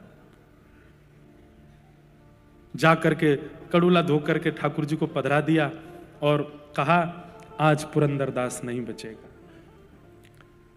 पुरंदरदास जी जैसे मंदिर पहुंचे, द्वार पर ही ब्राह्मणों ने रोक लिया। बोले तुम्हारी इतनी हिम्मत, ऐसा किया तुमने? पुरंदरदास जी बोले मैंने क्या किया मुझे नहीं पता। बोले सुनो, अब ये अपनी सफाई देगा, अपनी अपनी बातें करेगा, उससे पहले ये कुछ कहे हमें सुनना ही नहीं है, बांध दो इसको एक खंबे से। और खंबे से पुरंदरदास जी को ऊपर से नीचे तक बांध दिया और पंढरपुर के लोगों को कहा हमारे ठाकुर जी के ये वैश्यागमन करता है हमें कोई दिक्कत नहीं, ये व्यसन करता है हमें कोई दिक्कत नहीं, पर हमारे ठाकुर जी की चोरी करता है इससे हमें दिक्कत है। हे पंढरपुर निवासियों, अब तो बदला तब पूरा होगा, एक एक करके आओ और आकर के पुरंदरदास पर प्रहार करो।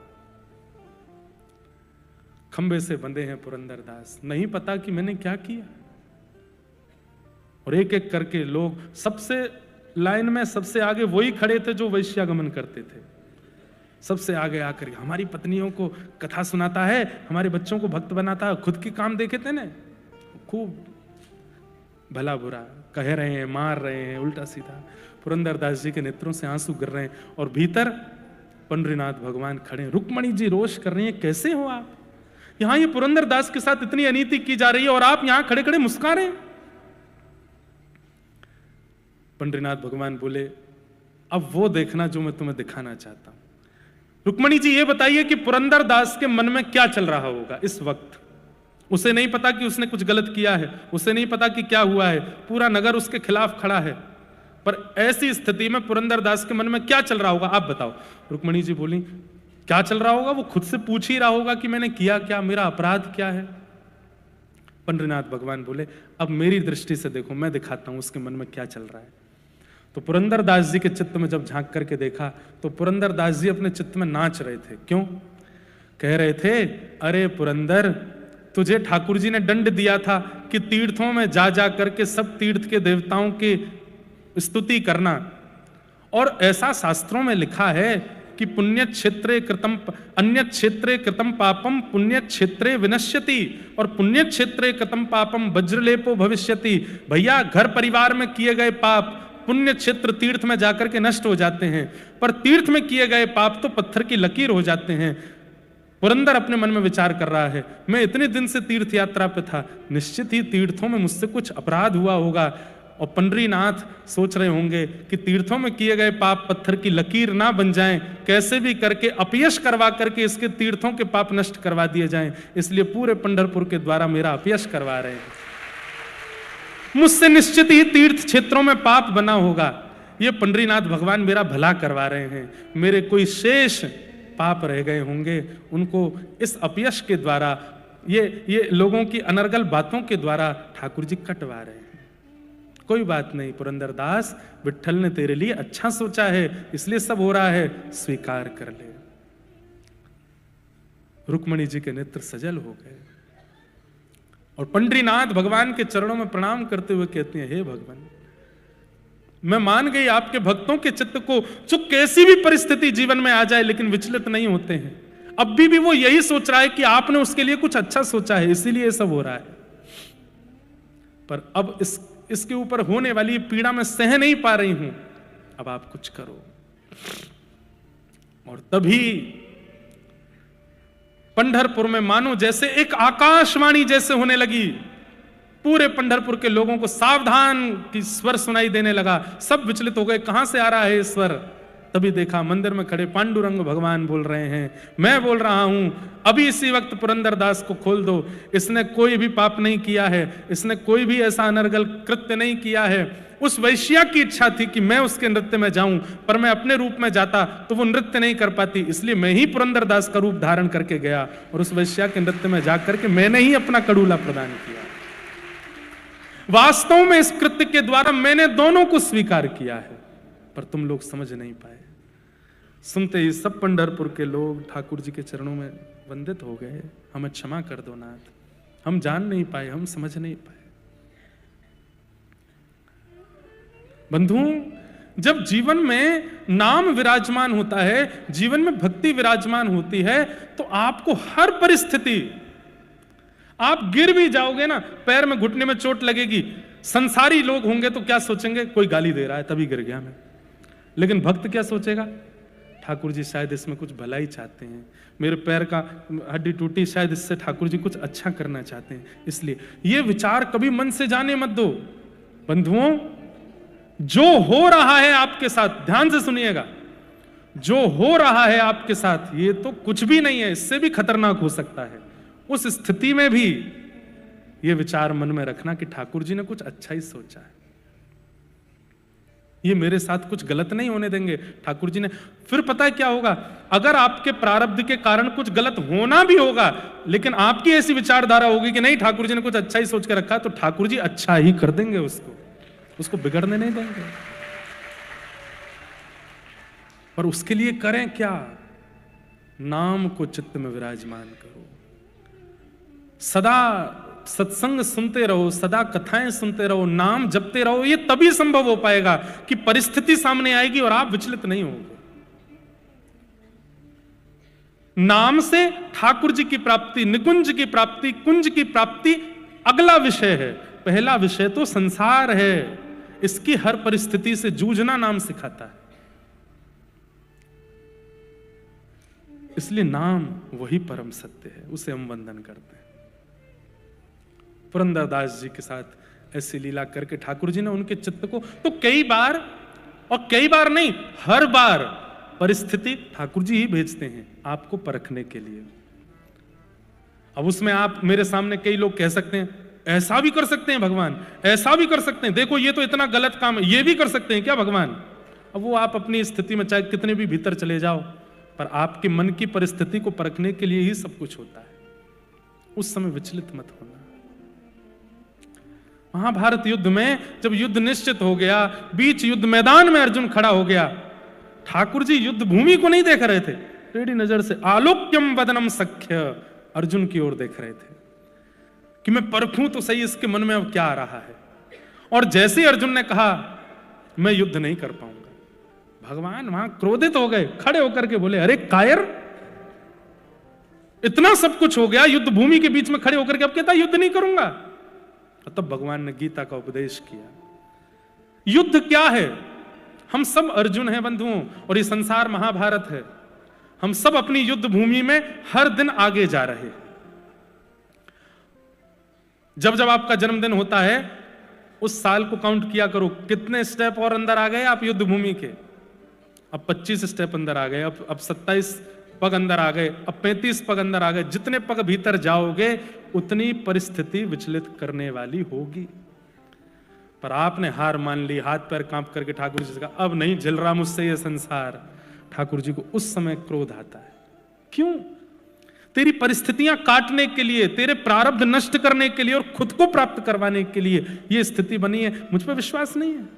अरे तू जूझ, तू लड़, बस नाम का आश्रय ले, आचार्यों की वाणी का आश्रय ले, लड़ ले इस युद्ध को, निकल जा इससे पार। बस इस भावना से चलो। ऐसे परम सत्य भगवान के हम नाम को प्रणाम करते हैं, उनके नाम को हम वंदन करते हैं, नित्य जपा करो। हमारे भारत में अनेक देवालय हैं, परंतु एक हमारे श्री व्रजधाम में गोवर्धन नाथ गिरिराज जी और दूसरे आपके महाराष्ट्र के श्री पंडरीनाथ, ये दो ऐसे ठाकुर हैं जो सबको छूने का अधिकार देते हैं। कोई भी जाकर के इनको स्पर्श कर सकता है।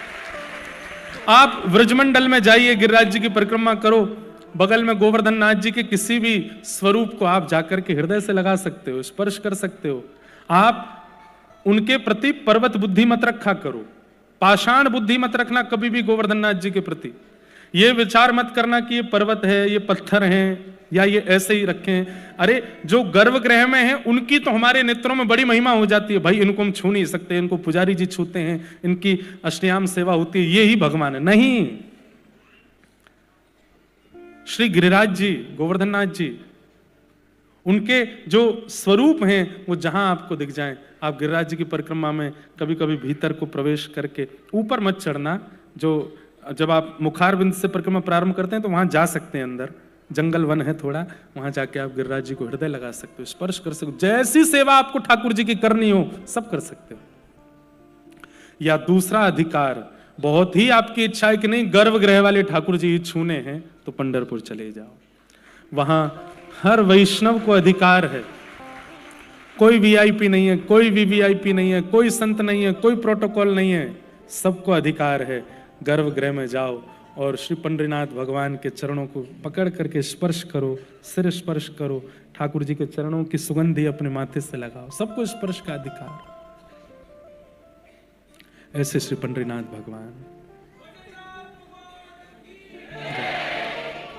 धर्म प्रोजित कैतवोत्र परमो निर्मत्सराणां सताम् वैद्यं वास्तवमत्र वस्तु शिवदं तापत्रयोन्मूलनम् श्रीमद्भागवते महामुनिकृते किं वा परैरीश्वरः सद्यो हृदयवरुध्यते त्रिकृतिभिः शुश्रूषुभिस्तत्क्षणात्। श्रीमद्भागवत जी का दूसरा श्लोक, जहां पर विषय, अधिकारी, संबंध और प्रयोजन की बात की गई।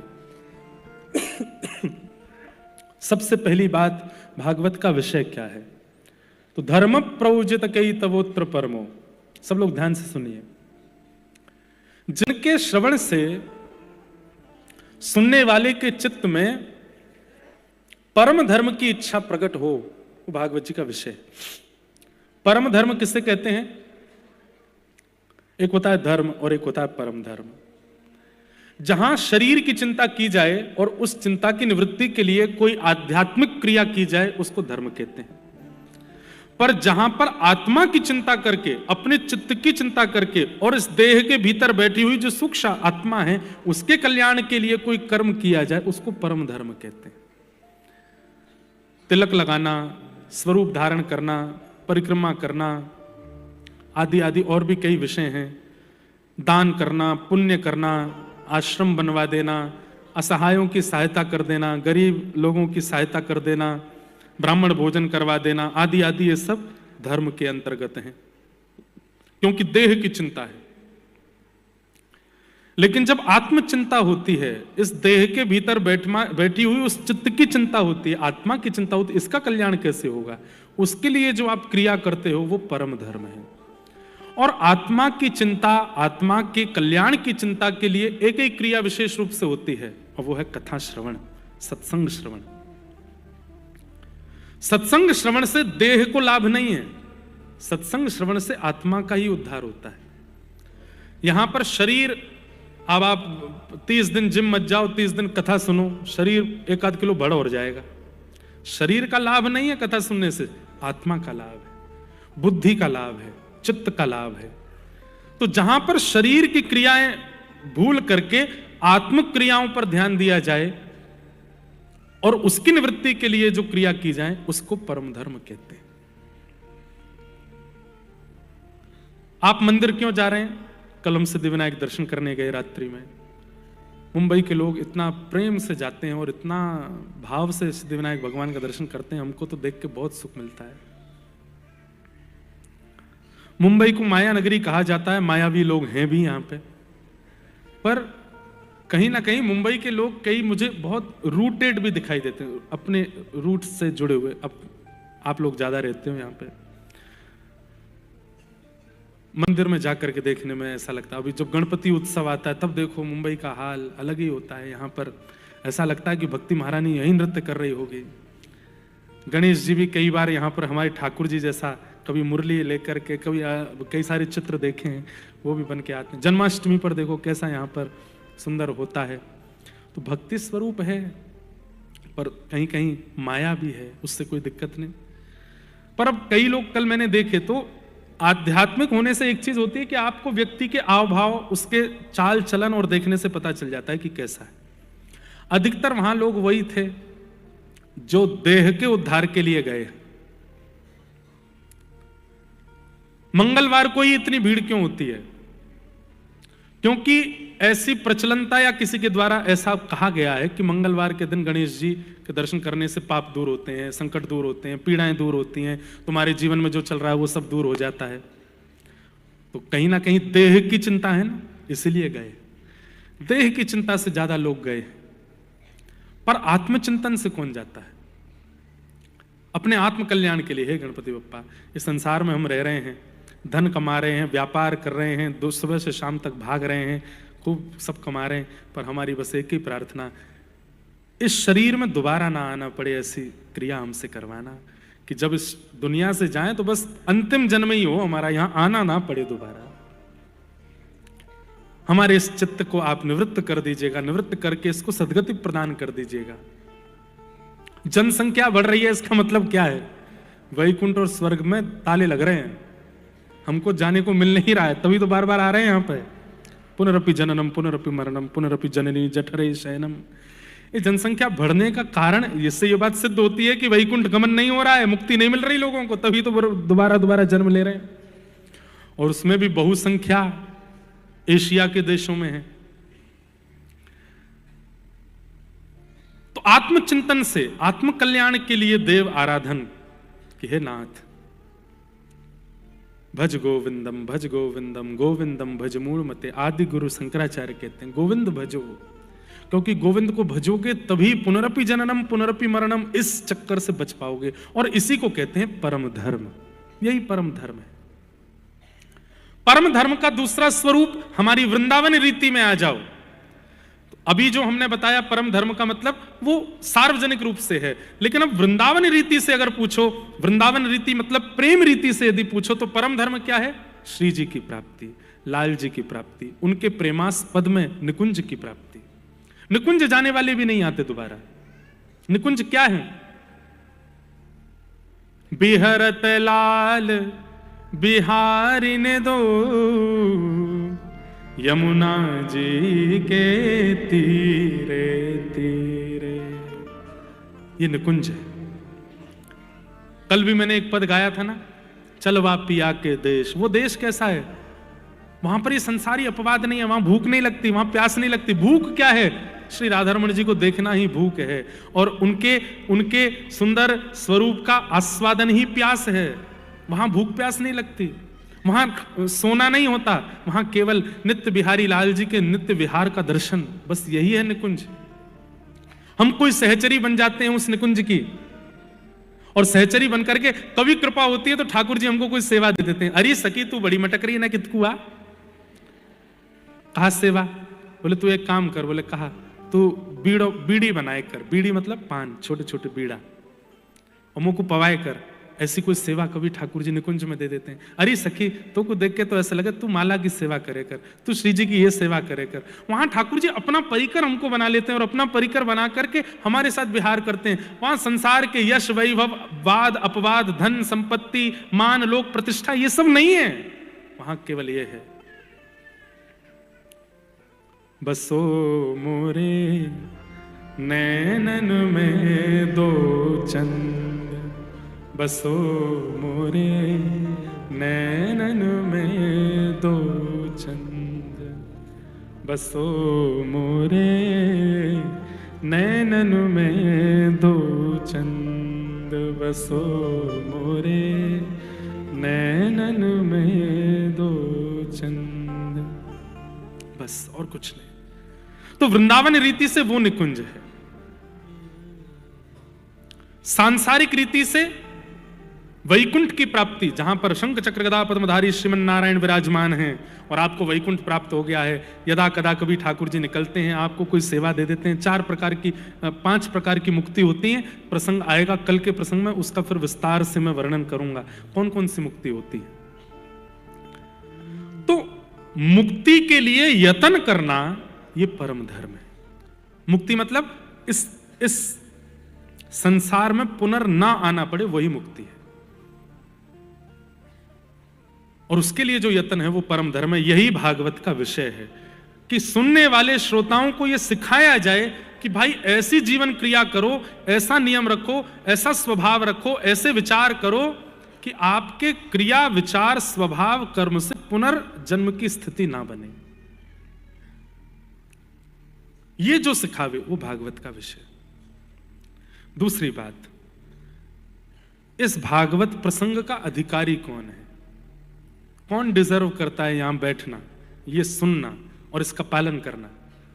तब कहते निर्मत सराणाम सताम, जिसके चित्त में मात्सर्य दोष नहीं है। कितनी बड़ी बात, मैं लगभग कथा में इस बात को कोट करता हूं कि सबसे बड़ा दोष क्या है संसार में? काम बड़ा दोष नहीं है। इसका मतलब ये नहीं कि काम दोष ही नहीं है, दोष तो है, पर बहुत बड़ा दोष। उसके कारण ठाकुर जी ना मिले, सबसे बड़ा दोष उसको मानो जिससे ठाकुर जी आपसे नजर हटा लें, वो सबसे बड़ा दोष है। और वो सबसे बड़ा दोष है क्या? काम नहीं है, क्रोध नहीं है, लोभ नहीं है, मोह नहीं है, अहमता नहीं है, ममता नहीं है, और जो भी दोष संसार में है वो बहुत बड़े दोष की श्रृंखला में नहीं आते जिससे ठाकुर जी आपसे नजर हटा लें। सबसे बड़ा दोष जिससे ठाकुर जी आपको नहीं देखें, वो दोष क्या है? ईर्ष्या।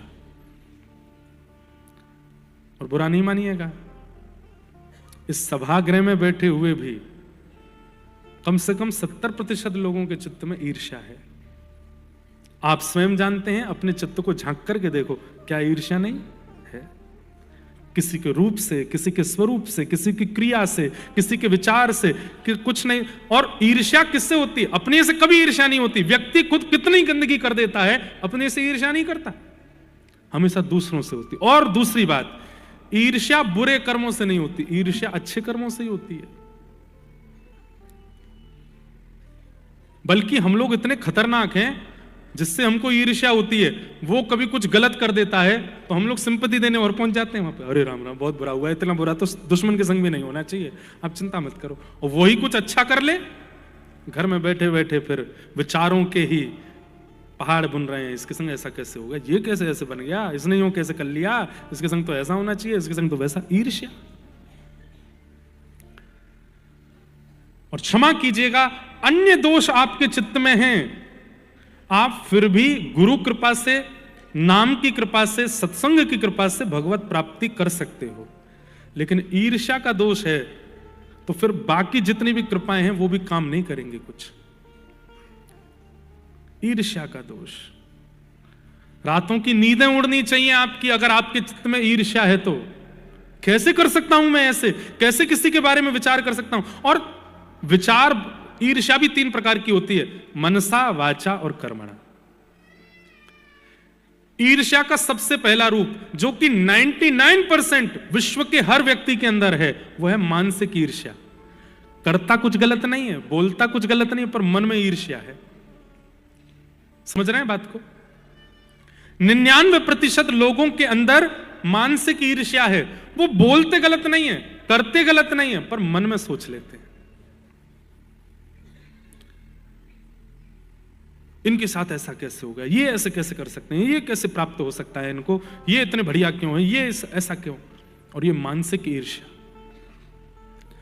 और जब मानसिक ईर्ष्या उसके साथ और पाप जुड़ जाते हैं तो वो मानसिक ईर्ष्या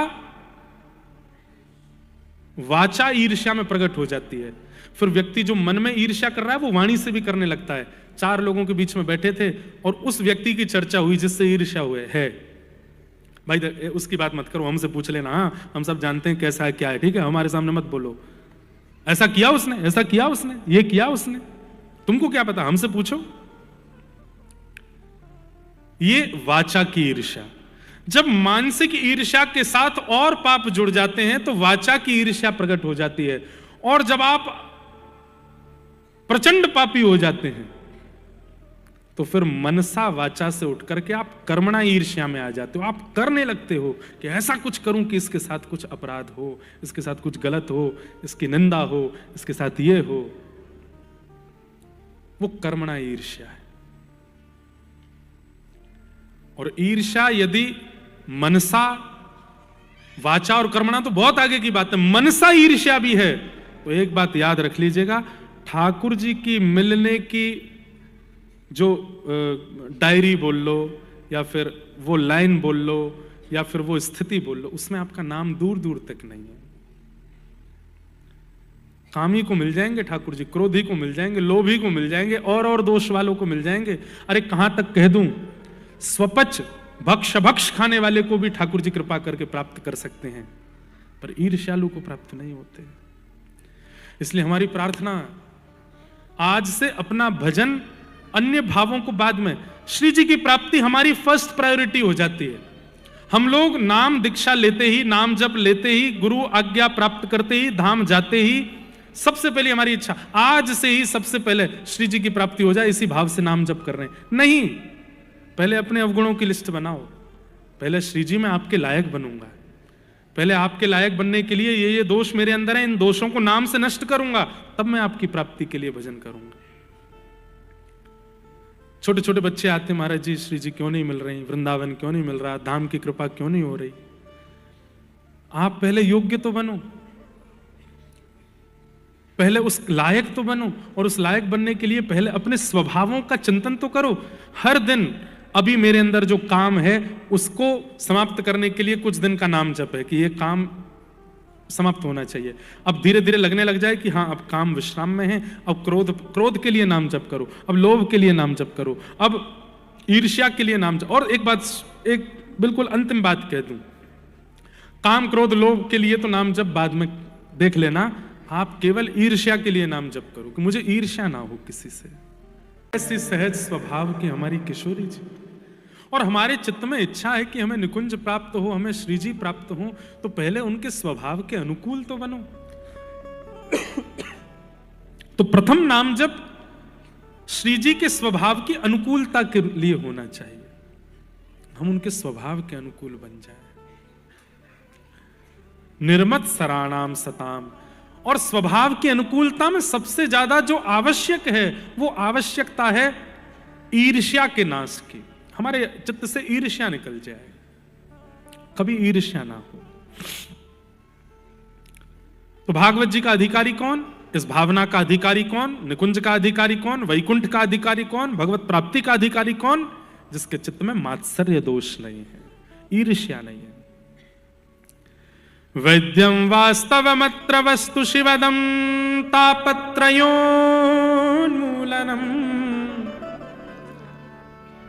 और जब विषय और अधिकार ये दोनों परिपक्व हो जाते हैं तब तीसरी बात आती है कि संबंध, फिर ठाकुर जी से हमारा संबंध हो जाता है। कैसा? शिवदम। शिवदम मतलब कल्याणकारी। बंधुओं, भक्ति के पथ में जब आप चलने लग जाते हैं और आचार्यों की बात और नाम जप का पालन करने लग जाते हैं तो भक्ति पथ में सबसे पहला पड़ाव क्या आता है? ठाकुर जी से आपको संबंध की अनुभूति होती है।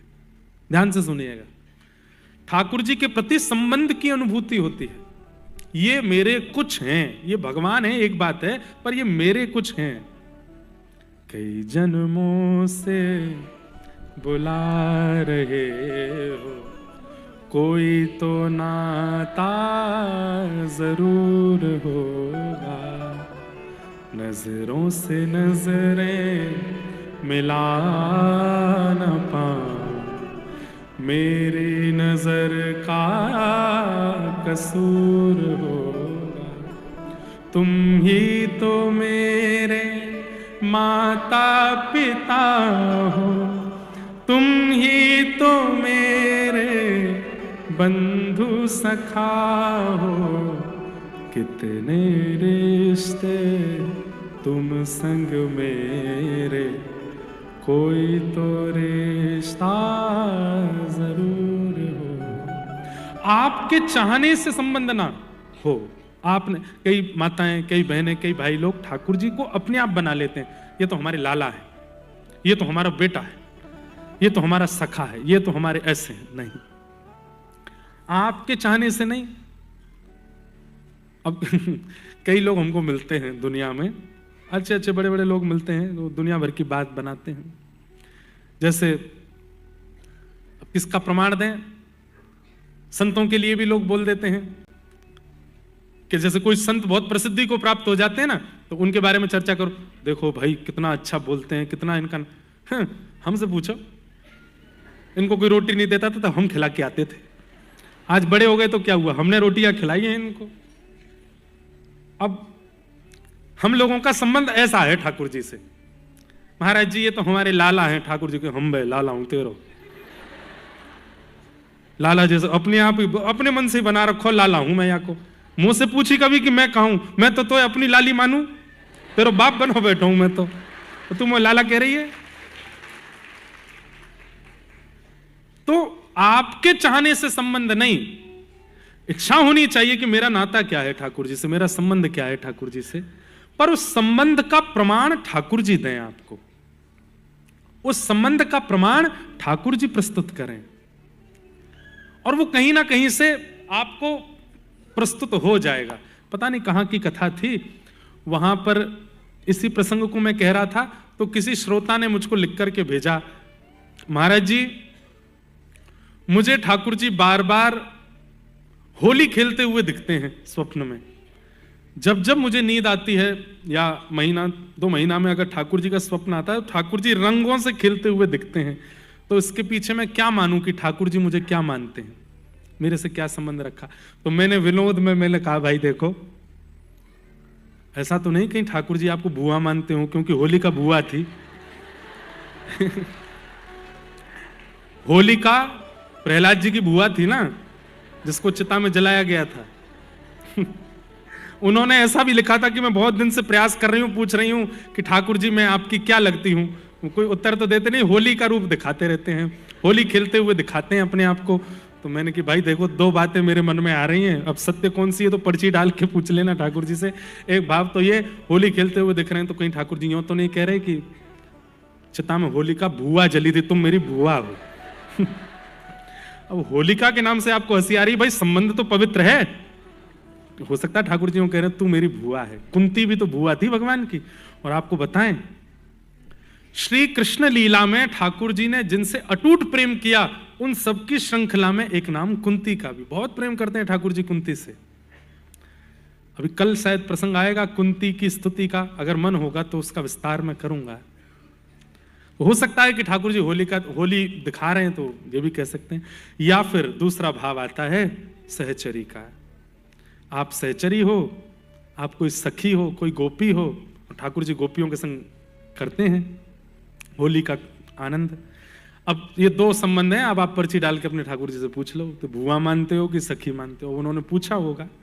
पर आपको सांकेतिक रूप से स्वप्न में या तो ठाकुर जी संबंध का अनुभव करा देंगे, या फिर दूसरा अनुभव कैसे होगा, कहीं कथा सत्संग सुनने के लिए गए तो वहां पर प्रवचनकर्ता महाराज जी या प्रवचनकर्ता व्यास जी किसी संबंध विशेष के विषय में बार बार बोल रहे हैं, तो यह भी एक संकेत हो सकता है कि शायद ये संबंध ठाकुर जी, विचार करके बैठना, ठाकुर जी आप मेरे क्या हो, कथा में आके बैठो। और उस दिन अगर व्यास जी बार बार किसी संबंध के बारे में ज्यादा बोलें, पत्नी के विषय में बोले या माँ के विषय में बोले या सखा के विषय में बोले, बार बार संकेत कर रहे हैं, और जब जब वो उस संकेत को करते हैं आपके हृदय में कुछ होता है तो समझ जाओ कि ये संबंध है।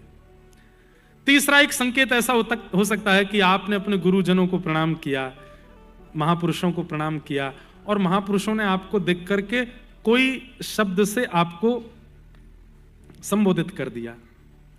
जैसे कोई बालिका ने प्रणाम किया तो लाली कह दिया, या लाला कह दिया, भैया बहन कह दिया, या भाई कह दिया, सखी कह दिया। कुछ भी संत जन कभी कभी बोल जाते हैं, हमेशा नहीं बोलते, कभी कभी बोल देते हैं। कई बार छोटे छोटे बच्चे भी प्रणाम करते हैं तो हमारे ब्रज के संत आओ मैया, आओ माई प्रणाम करो। छोटी सी लाली है वो प्रणाम कर रही है, संत उसको माई कह रहे हैं, मैया कह रहे हैं, तो ये भी एक संकेत हो सकता है। ठाकुर जी के ये सब स्पीकर हैं, यहां से ठाकुर जी संकेत दिला देते हैं। वो संकेत आपके चित्त में दृढ़ विश्वास प्रकट कर दे तो समझो यही संबंध है। ऐसे संकेत, और अंत में कुछ नहीं मिले, नई संकेत, बहुत मन में दुविधा बनती जा रही है, कुछ समझ ही नहीं आ रहा क्या संबंध है, तो फिर जिन जिन संबंधों पर आपको लगता है कि ये हो सकते हैं वो पर्ची बनाओ, ठाकुर जी पर डाल दो, और फिर जो सबसे समीप जावे उसको उठा के फिर वही संबंध आपका ठाकुर जी से है। तो भक्ति में सबसे पहला पड़ाव ही यही आएगा कि ठाकुर जी आपको अपने कुछ लगने लगेंगे कि ये मेरे कुछ हैं, ये भगवान है ये एक बात है, पर ये मेरे कुछ हैं, इनसे मेरा कोई संबंध है। वैद्यम वास्तवमत्र वस्तु शिवदम। श्रीमद् भागवत सुनने वाले लोगों का संबंध स्पष्ट हो जाता है कि ठाकुर जी आपके क्या है। कथा सुनने वालों का संबंध स्पष्ट हो जाता है, और वो संबंध कैसा होता है, बोले शिवदम, कल्याणकारी, मंगलकारी होता है। संसार के संबंध टूट जाएंगे पर ठाकुर जी से जो आपका नाता जुड़ा है वो नहीं टूटेगा, वो सदा बना रहेगा, सदा उसका निर्वहन ठाकुर जी। एक बड़ी प्रसिद्ध कथा है ना, गुसाई श्री विठलनाथ जी ठाकुर जी को अपना लाला मानते थे। श्रीमद् वल्लभाचार्य जी के सुपुत्र श्री गुसाई विठलनाथ जी ठाकुर जी को अपना लाला मानते थे। और ठाकुर जी को लाला अगर आप मानते हो तो यह समझ लीजिए कि ठाकुर जी के जितने परिकर के हैं वो सब भी आपके संबंधी उसी भाव से हो जाते हैं। तो एक बार गुसाई जी के घर में चूड़ी पहनाने वाली कोई आई तो गुसाई जी ने कह दिया हमारे 7 पुत्रों की बहू हैं, इनको चूड़ी पहना दो। 7 पुत्रों की बहुओं को चूड़ी पहनाने वाली पहना रही थी। 7 के बाद एक छोटी सी लाली आई, उसने कही मुझे भी पहनाओ। तो चूड़ी पहनाने वाली को लगा कि छोटी बालिका इसको ही पहनाए, तो पहना दी। और पहना करके वो गुसाई जी के पास जब वेतन लेने गई तो गुसाई जी बोले कितने हुए भाई? 7 बहुओं को पहनाए, इसका मतलब 14 भुजाओं में चूड़ी पहनाई, तो उसका कितना हुआ बताओ? बोले 14 नहीं 16 भुजा। बोले क्यों? 7 नहीं, मैंने 8 लोगों को चूड़ी पहनाई। गोसाई जी बोले मेरे घर में 8वां है ही नहीं कोई चूड़ी पहनने वाला। बोले नहीं नहीं, एक छोटी सी लाली भी आई थी उसको भी पहनाई। गोसाई जी बोले मैं घर जाके पूछूंगा पहले किसने पहनी। घर लौट करके गोसाई जी जब आए तो पूछा तो 7 बहुएं बोले नहीं हमने ही पहनी, और कोई नहीं था। रात्रि को स्वप्न में किशोरी जी आ गई और रूठ करके बैठ गई, और रूठ करके बैठ करके बोली हे गोसाई जी आप संबंध बनानो जानो निभानो ना जानो। अरे श्यामा जी मोसो का अपराध है गो, अरे श्री जी आप इतनी उदास क्यों है रही, का है गो, ना है आप संबंध बनानो जानो निभानो ना जानो। अरे अरे श्री जी ऐसे मत करो, कहा भाई बताओ तो, आप इनको अपनों कहा मानो, आप लाल जी को अपनों कहा मानो, तो ब्रजभाषा समझ आ रही है ना, आप लाल जी को अपनों कहा मानो। गोसाई जी बोले लाल जी को मैं अपनों लाला मानू। अब जब वे आपके लाला हैं तो लाला की बहू आपकी कौन भाई, तो बहू भाई। जैसे आपके 7 पुत्र हैं वो भी आपके पुत्र हैं, तो मैं आपकी बहू नहीं। और मेरे घर की जब सब बहुएं चूड़ी पहननी, सबसे छोटी बहू चूड़ी पहनवे गई तो आपने चूड़ी पहनावे वाली को मेरे हाथ के चूड़ी पहनावे को पैसा ही नहीं दियो। आप संबंध बनानो जानो निभानो नहीं जानो। गोसाई जी के नेत्र सजल हो गए, किशोरी जी को हृदय से लगाने, हे श्यामा जी मैं कान पकड़ू क्षमा मांगू, आप ऐसे मत करो, मैं अभी जाऊं। दौड़ करके गए, उसको देख के आए, उसको प्रणाम, बोले अरे तू कितनी बड़ भागनी है। बोले क्यों, अरे वो छोटी लाली कोई और नहीं वृषभानु नंदिनी किशोरी जी आई, तेरे हाथ से चूड़ी पहन के गए। तो इसका अभिप्राय क्या, इससे ये बात स्पष्ट होती है कि जब संबंध स्पष्ट हो जाए कि ठाकुर जी हमारे कौन हैं, तो उसके बाद उसी संबंध में सब हैं। किशोरी जी भी फिर उसी संबंध, अब ठाकुर जी जो हैं उसी संबंध के किशोरी जी हैं, उसी संबंध में मधुमंगल हैं, श्रीदामा हैं, तनसुका हैं, मनसुका हैं, धनसुका हैं, उसी संबंध में हनुमान जी, उसी संबंध में गरुण जी, उसी संबंध में फिर सारे देवी देवता। कहीं भी आप जाओगे आपको अपना संबंध प्रधान रखना है। ठाकुर जी हमारे ये हैं तो ये हमारे कौन हुए, ये हमारे ये हुए, उसी भाव से उनको वंदन करो।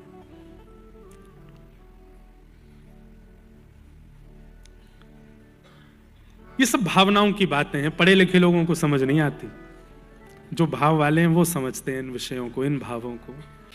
तो वैद्यम वास्तवमत्र वस्तु शिवदम तापत्रयोन्मूलनम।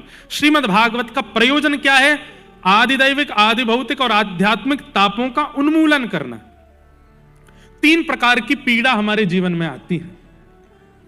प्रकृति से मिलने वाली पीड़ा, आपके बंबई में बारिश बहुत हो जाती है, रोड चक्का जाम हो जाते हैं, ये प्राकृतिक पीड़ा है। समुद्र में लहरें तेज आ जाए, सुनामी आ जाए, प्राकृतिक पीड़ा है। आंधी तूफान प्राकृतिक पीड़ा है, प्रकृति की पीड़ा। दूसरी होती है व्यवहार की पीड़ा।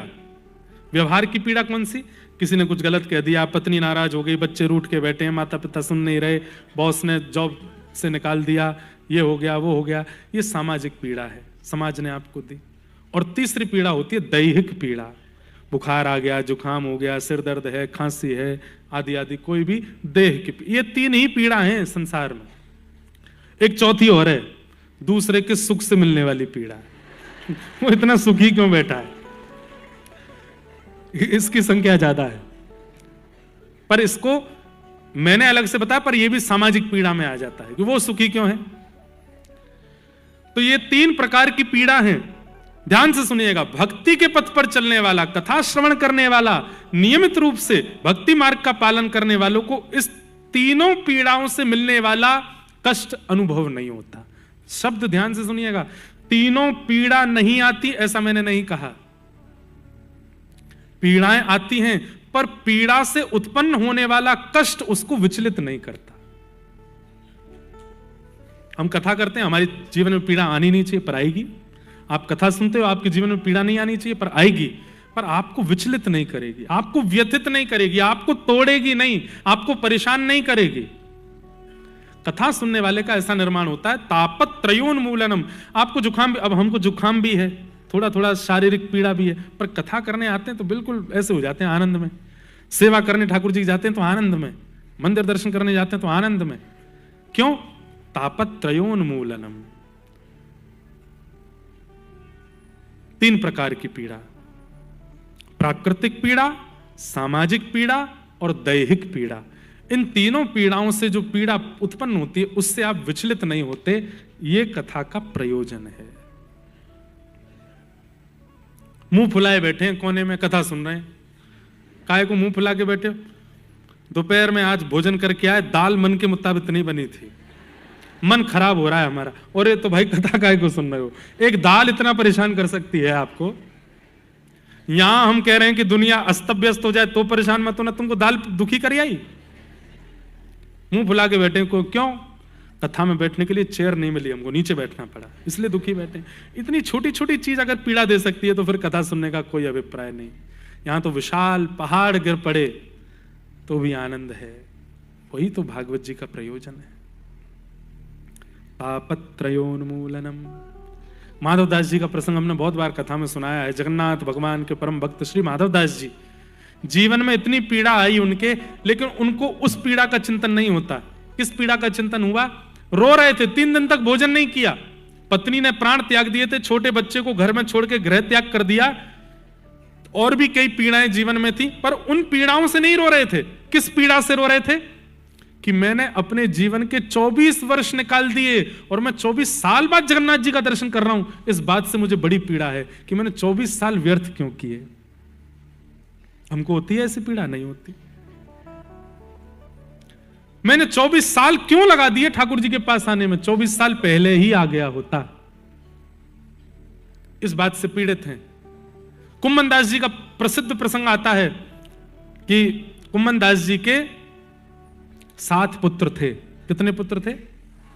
लेकिन कोई कुम्मन दास जी से पूछता था कितने पुत्र हैं, तो कहते थे 1.5। कितने? 1.5। बोले क्यों? एक पूरा भक्त है इसलिए वो मेरा एक पुत्र है, एक आधा भक्त है इसलिए 1.5। बोले आधा क्यों है? बोले वो भजन कीर्तन कथा नहीं सुनता पर गौ सेवा करता है इसलिए आधा पुत्र है, और एक भजन कीर्तन भी करता है, मंदिर भी जाता है, सब कुछ करता है, उन्हीं का नाम है चतुर्भुज दास। क्या नाम है? इनको कुम्मन दास जी अपना पूर्ण पुत्र मानते थे। तो कोई पूछता कितने बालक? बोले 1.5। एक तो पूरा पुत्र है और एक आधा है, क्योंकि आधा वाला जो है वो केवल गौ सेवा तक ही रहता है इसलिए आधा है। बाकियों बोले बाकी संसार में है इसलिए मैं उनको पुत्र नहीं मानता। एक बार कुम्मन दास जी के एक पुत्र की मृत्यु हो गई, और जैसी मृत्यु हुई तो कुम्मन दास जी को जैसे ही पता चला कि आपके पुत्र के प्राण निकल गए, कुम्मन दास जी मूर्छित होकर गिर पड़े, बेहोश हो गए। उनके बेहोश होते ही सब लोग मन में कानाफूसी करने लगे, एक दूसरे से कहने लगे बताओ, हमसे कहते 1.5 पुत्र, हमसे कहते 7 नहीं मेरे 1.5 पुत्र, और बताओ उन 7 में से एक के प्राण निकल गए तो इतना भी नहीं सहन कर पाए कि बेहोश होकर गिर पड़े। कहां अपनी भक्ति की चरम स्थिति बताते थे, और अब आज सब पानी पानी हो गए। लोग बागों को तुम मौका चाहिए, तुम कुछ करो तो हम बोलें। मिल गया लोगों को मौका, बोले बताओ 1.5 पुत्र सब जगह गा दिया, और आज एक पुत्र के प्राण निकले तो देखो कैसे मूर्छित होकर गिर पड़े। ये बात जब गोसाई जी के कान में पहुंची तो गोसाई जी बोले असंभव। पुत्र की मृत्यु की बात सुनकर के इतने अनकॉन्शियस हो गए, वो गिरी गए, बेहोश हो गए, ये हो नहीं सकता। मुझे पता है सही बात क्या है। बोले क्या बात है? बोले कुम्मन दास जी रोज मंदिर आते हैं दर्शन करने, और कुम्मन दास जी को जैसे ही पता चला पुत्र मर गया तो उन्होंने सोचा अब तो हमें सूतक लग गए, अब मैं मंदिर नहीं जा पाऊंगा और दर्शन नहीं कर पाऊंगा, इस पीड़ा से मूर्छित होकर गिरे हैं। गोसाई जी बोले अब देखना मैं दिखाता हूं। कोई पानी छिड़क रहा है, वैद्य उनके हाथ पैर दबा रहे हैं, मालिश कर रहे हैं, कुम्मन दास जी को होश ही नहीं आ रहा। गोसाई जी गए, कान में जाके बोले कोई बात नहीं, हम मंदिर में एक खिड़की से दर्शन कराने की व्यवस्था कर देंगे। सोई कुम्मन दास जी उठ के बैठ गए, अब ठीक है। अब संसारी व्यक्ति अगर ये बात सुने तो कहेगा बताओ, पुत्र मर गया उसके विरह नहीं था, पुत्र के मरने पर सूतक लग गए हैं, मैं मंदिर नहीं जा पाऊंगा, ये विरह है। सोचिए किस स्थिति में है। ऐसी स्थिति वालों को ठाकुर जी दर्शन देते हैं, हम हैं ऐसी स्थिति में नहीं है बिल्कुल भी। इसलिए हमने कहा श्रीमद् भागवत क्या करती है, ताप तो जीवन में आएंगे आपके, पर उस ताप से आप विचलित ना हो, ये प्रक्रिया और ऐसा स्वभाव, ऐसा निर्माण आपका भागवत जी कर देती है, उससे आप विचलित नहीं होते। फिर तापत्रयोन्मूलनम। श्रीमद् भागवते महामुनि कृते किंबा परैरीश्वरः सद्यो हृदयवरुध्यते त्रिकृतिभिः शुश्रूषुभिस्तत्क्षणात्। कितनी सुंदर बात है ये। श्रीमद् भागवते महामुनि कृते किंबा परैरीश्वरः सद्यो हृदयवरुध्यते त्रिकृतिभिः शुश्रूषुभिस्तत्क्षणात्। कथा सुनने की इच्छा जब आपके चित्त में प्रकट होती है, कथा सुनने आप आ गए, ये बात की बात है। इच्छा, आपको पता चला, कहीं पोस्टर देख लिया, कहीं प्रचार देख लिया कि बंबई में कथा होने वाली है, और उसी समय इच्छा प्रकट हुई। चाहे 100 काम हो, चाहे 25 दिसंबर है, चाहे 1 जनवरी है, चाहे दुनिया हमारे परिवार वालों के कितने भी बने हुए हैं प्रोग्राम, हम तो कथा सुनने जाएंगे। ये इच्छा प्रकट होते ही, भागवत जी कह रही हैं, इच्छा सुनने की प्रकट होते ही कथा आपके चित्त में तुरंत ठाकुर जी आके विराजमान हो जाते हैं। श्रीमद् भागवते महामुनि कृते किंबा परैरीश्वर सद्यो हृदय वरुध्य तेत्र कृत भी शुश्रूषुभिस्तक्षणात्। आपके हृदय में आकर के ठाकुर जी विराजमान हो जाते हैं। जैसे सत्संग श्रवण की इच्छा चित्त में प्रकट होती है, सुनने की स्थिति बाद की बात है, इच्छा मात्र से ठाकुर जी आ जाते हैं। इसका मतलब क्या, यहां बैठे ऊपर खड़े से नीचे बैठे तक लोग, सबके चित्त में इस वक्त ठाकुर जी हैं, ये बात प्रमाणित है। सबके चित्त में इस वक्त, यहां से बाहर की नहीं पता, कल की नहीं पता, परसों की नहीं पता, पर इस वक्त यहां बैठे हर व्यक्ति के चित्त में ठाकुर जी, प्रत्यक्ष ठाकुर जी हैं। भागवत जी प्रमाण से इस बात को कह रही हैं। अब बस करें क्या, बोले कथा सुन करके, आचार्य की वाणी से नियमों का पालन करके जो चित्त में ठाकुर जी आ गए हैं वो जाए ना, इसका प्रयास करो, वो बैठे ही रहें। इस वक्त आपके चित्त में कोई अनर्गल भाव नहीं आ सकता, आप परम शुद्ध हो। मेरे अनुमान से जब आप कथा सुनते हैं, सत्संग सुनते हैं, जब आप प्रवचन में जाते हैं, जब आप भक्ति भाव से ओतप्रोत प्रसंग सुनते हैं, उस समय से ज्यादा पवित्रता आपके संपूर्ण जीवन में कभी नहीं थी। इस समय आप अत्यंत पवित्र हो और पवित्र में ही ठाकुर जी रहते हैं। बस ये पवित्रता सदा बनी रहे और उसके लिए जो जो नियम हम बना सकें वो बनाने का प्रयास करो। ये भागवत जी का दूसरा श्लोक। अब तीसरा श्लोक, ये मंगलाचरण है भागवत जी का। निगम कल्प तरोर गलितम फलम सुख मुखादमृत द्रव संयुतम पिबत भागवतम रसमालयम मुहुर्हो रसिका भुवि भावुका।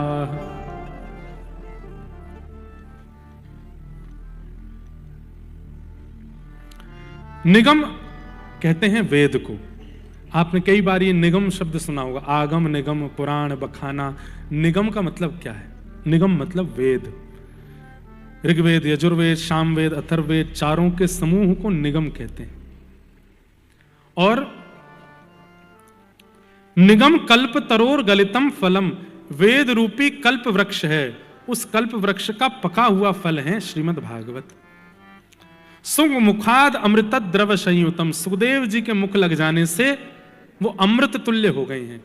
तोता जिस फल में मुख लगा देता है वो मीठा हो जाता है, पर यदि सुखदेव जी इस फल को स्पर्श कर रहे हैं तो वो अमृत तुल्य हो गया है। या फिर ऐसा कहो, तोता जिस फल को मुख लगाता है मीठा हो जाता है। फल पहले से ही मीठा हो और तोता मुख लगा दे तो वो अमृत बन जाता है। श्रीमद् भागवत रूपी फल पहले से ही मीठा है, सुखदेव जी के मुख लग जाने से अमृत के समान हो गया है। पिबत भागवतम रसमालयम, ये भागवत रूपी फल आपके सामने है, इसके रस को सुनो मत, पियो। पिबत भागवतम रसमालयम, पियो, पान करो। पान करने का अभिप्राय क्या है? जीवन में इंप्लीमेंट होना चाहिए। जो सुनते हैं वो आपके जीवन में दिखना चाहिए, वो आपके जीवन में लगना चाहिए, वो आपके जीवन में होना चाहिए। तब समझो कि आप कथा सुने नहीं, पिए हैं। जो कह दिया उसको मान लिया। हमारे वृंदावन के सप्त निधियों में एक निधि है गोपीनाथ जी। गोपी ग्वाल सब ही और धारे, प्यारो गोपीनाथ। गोपी ग्वाल सब ही और धारे, प्यारो गोपीनाथ। मधु पंडित जिन कंठ लगायो, मधु पंडित जिन कंठ लगायो। सुनिए, मधु पंडित जी कथा सुन रहे थे और कथा में व्यास जी ने सहज भाव से कह दिया है, धीर समीरे यमुना तीरे बसती बने बनमाली। गीत गोविंद है ये भी। श्री गीत गोविंद में जयदेव महाप्रभु वर्णन कर रहे हैं धीर समीरे यमुना तीरे वसती वने वनमाली। और यही प्रसंग कोई वक्ता कथा में सुना रहे थे कि यमुना जी का तट है, संध्या का समय हो रहा है, सुंदर पवन चल रही है और वहीं घुंघराले केश पीतांबरी पहने अधर पर मुरली धरे हुए श्री गोपीनाथ भगवान विचरण कर रहे हैं। बैठे हुए मधु पंडित जी ने जैसे सुना, बोले यमुना जी के तट पर संध्या के समय गोपीनाथ विचरण कर रहे हैं। व्यास जी व्यास मंच से बोल रहे हैं, इसका मतलब ये बात सत्य है। उसी समय प्रणाम करके उठ करके निकल पड़े और पहुंच गए सीधे वृंदावन। और रोज संध्या की प्रतीक्षा करते हैं, संध्या होते ही यमुना जी के तट पर ढूंढते हैं, कहां है गोपीनाथ, कहां है गोपीनाथ, कहां है गोपीनाथ। एक दिन, 2 दिन, कुछ दिन बीत गए, जब गोपीनाथ नहीं मिले, बैठ गए यमुना जी के तट पर हट करके, प्राण त्याग दूंगा गोपीनाथ, मुझे पता है व्यास जी कह रहे थे कि आप यहीं मिलते हो, नहीं मिले तो प्राण त्याग दूंगा अपने। यमुना जी में बाढ़ आई हुई थी और बाढ़ के कारण यमुना जी के किनारे जो मिट्टी के हैं वो धंस रहे थे। एक मिट्टी के टीले पर मधु पंडित जी बैठे थे, धीरे धीरे मिट्टी नीचे खिसक रही थी।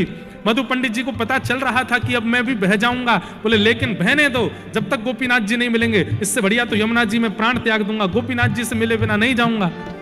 इतने में ही सुंदर मधुर स्वर सुनाई देने लगा, अरे प्यारे मधु पंडित, अरे मेरे मधु, नेक इधर तो देख, मैं यहीं तो हूं। जैसे ही मधु पंडित जी ने पीछे सघन वन की ओर देखा, प्यारे श्री गोपीनाथ जी वहां पर विराजमान है।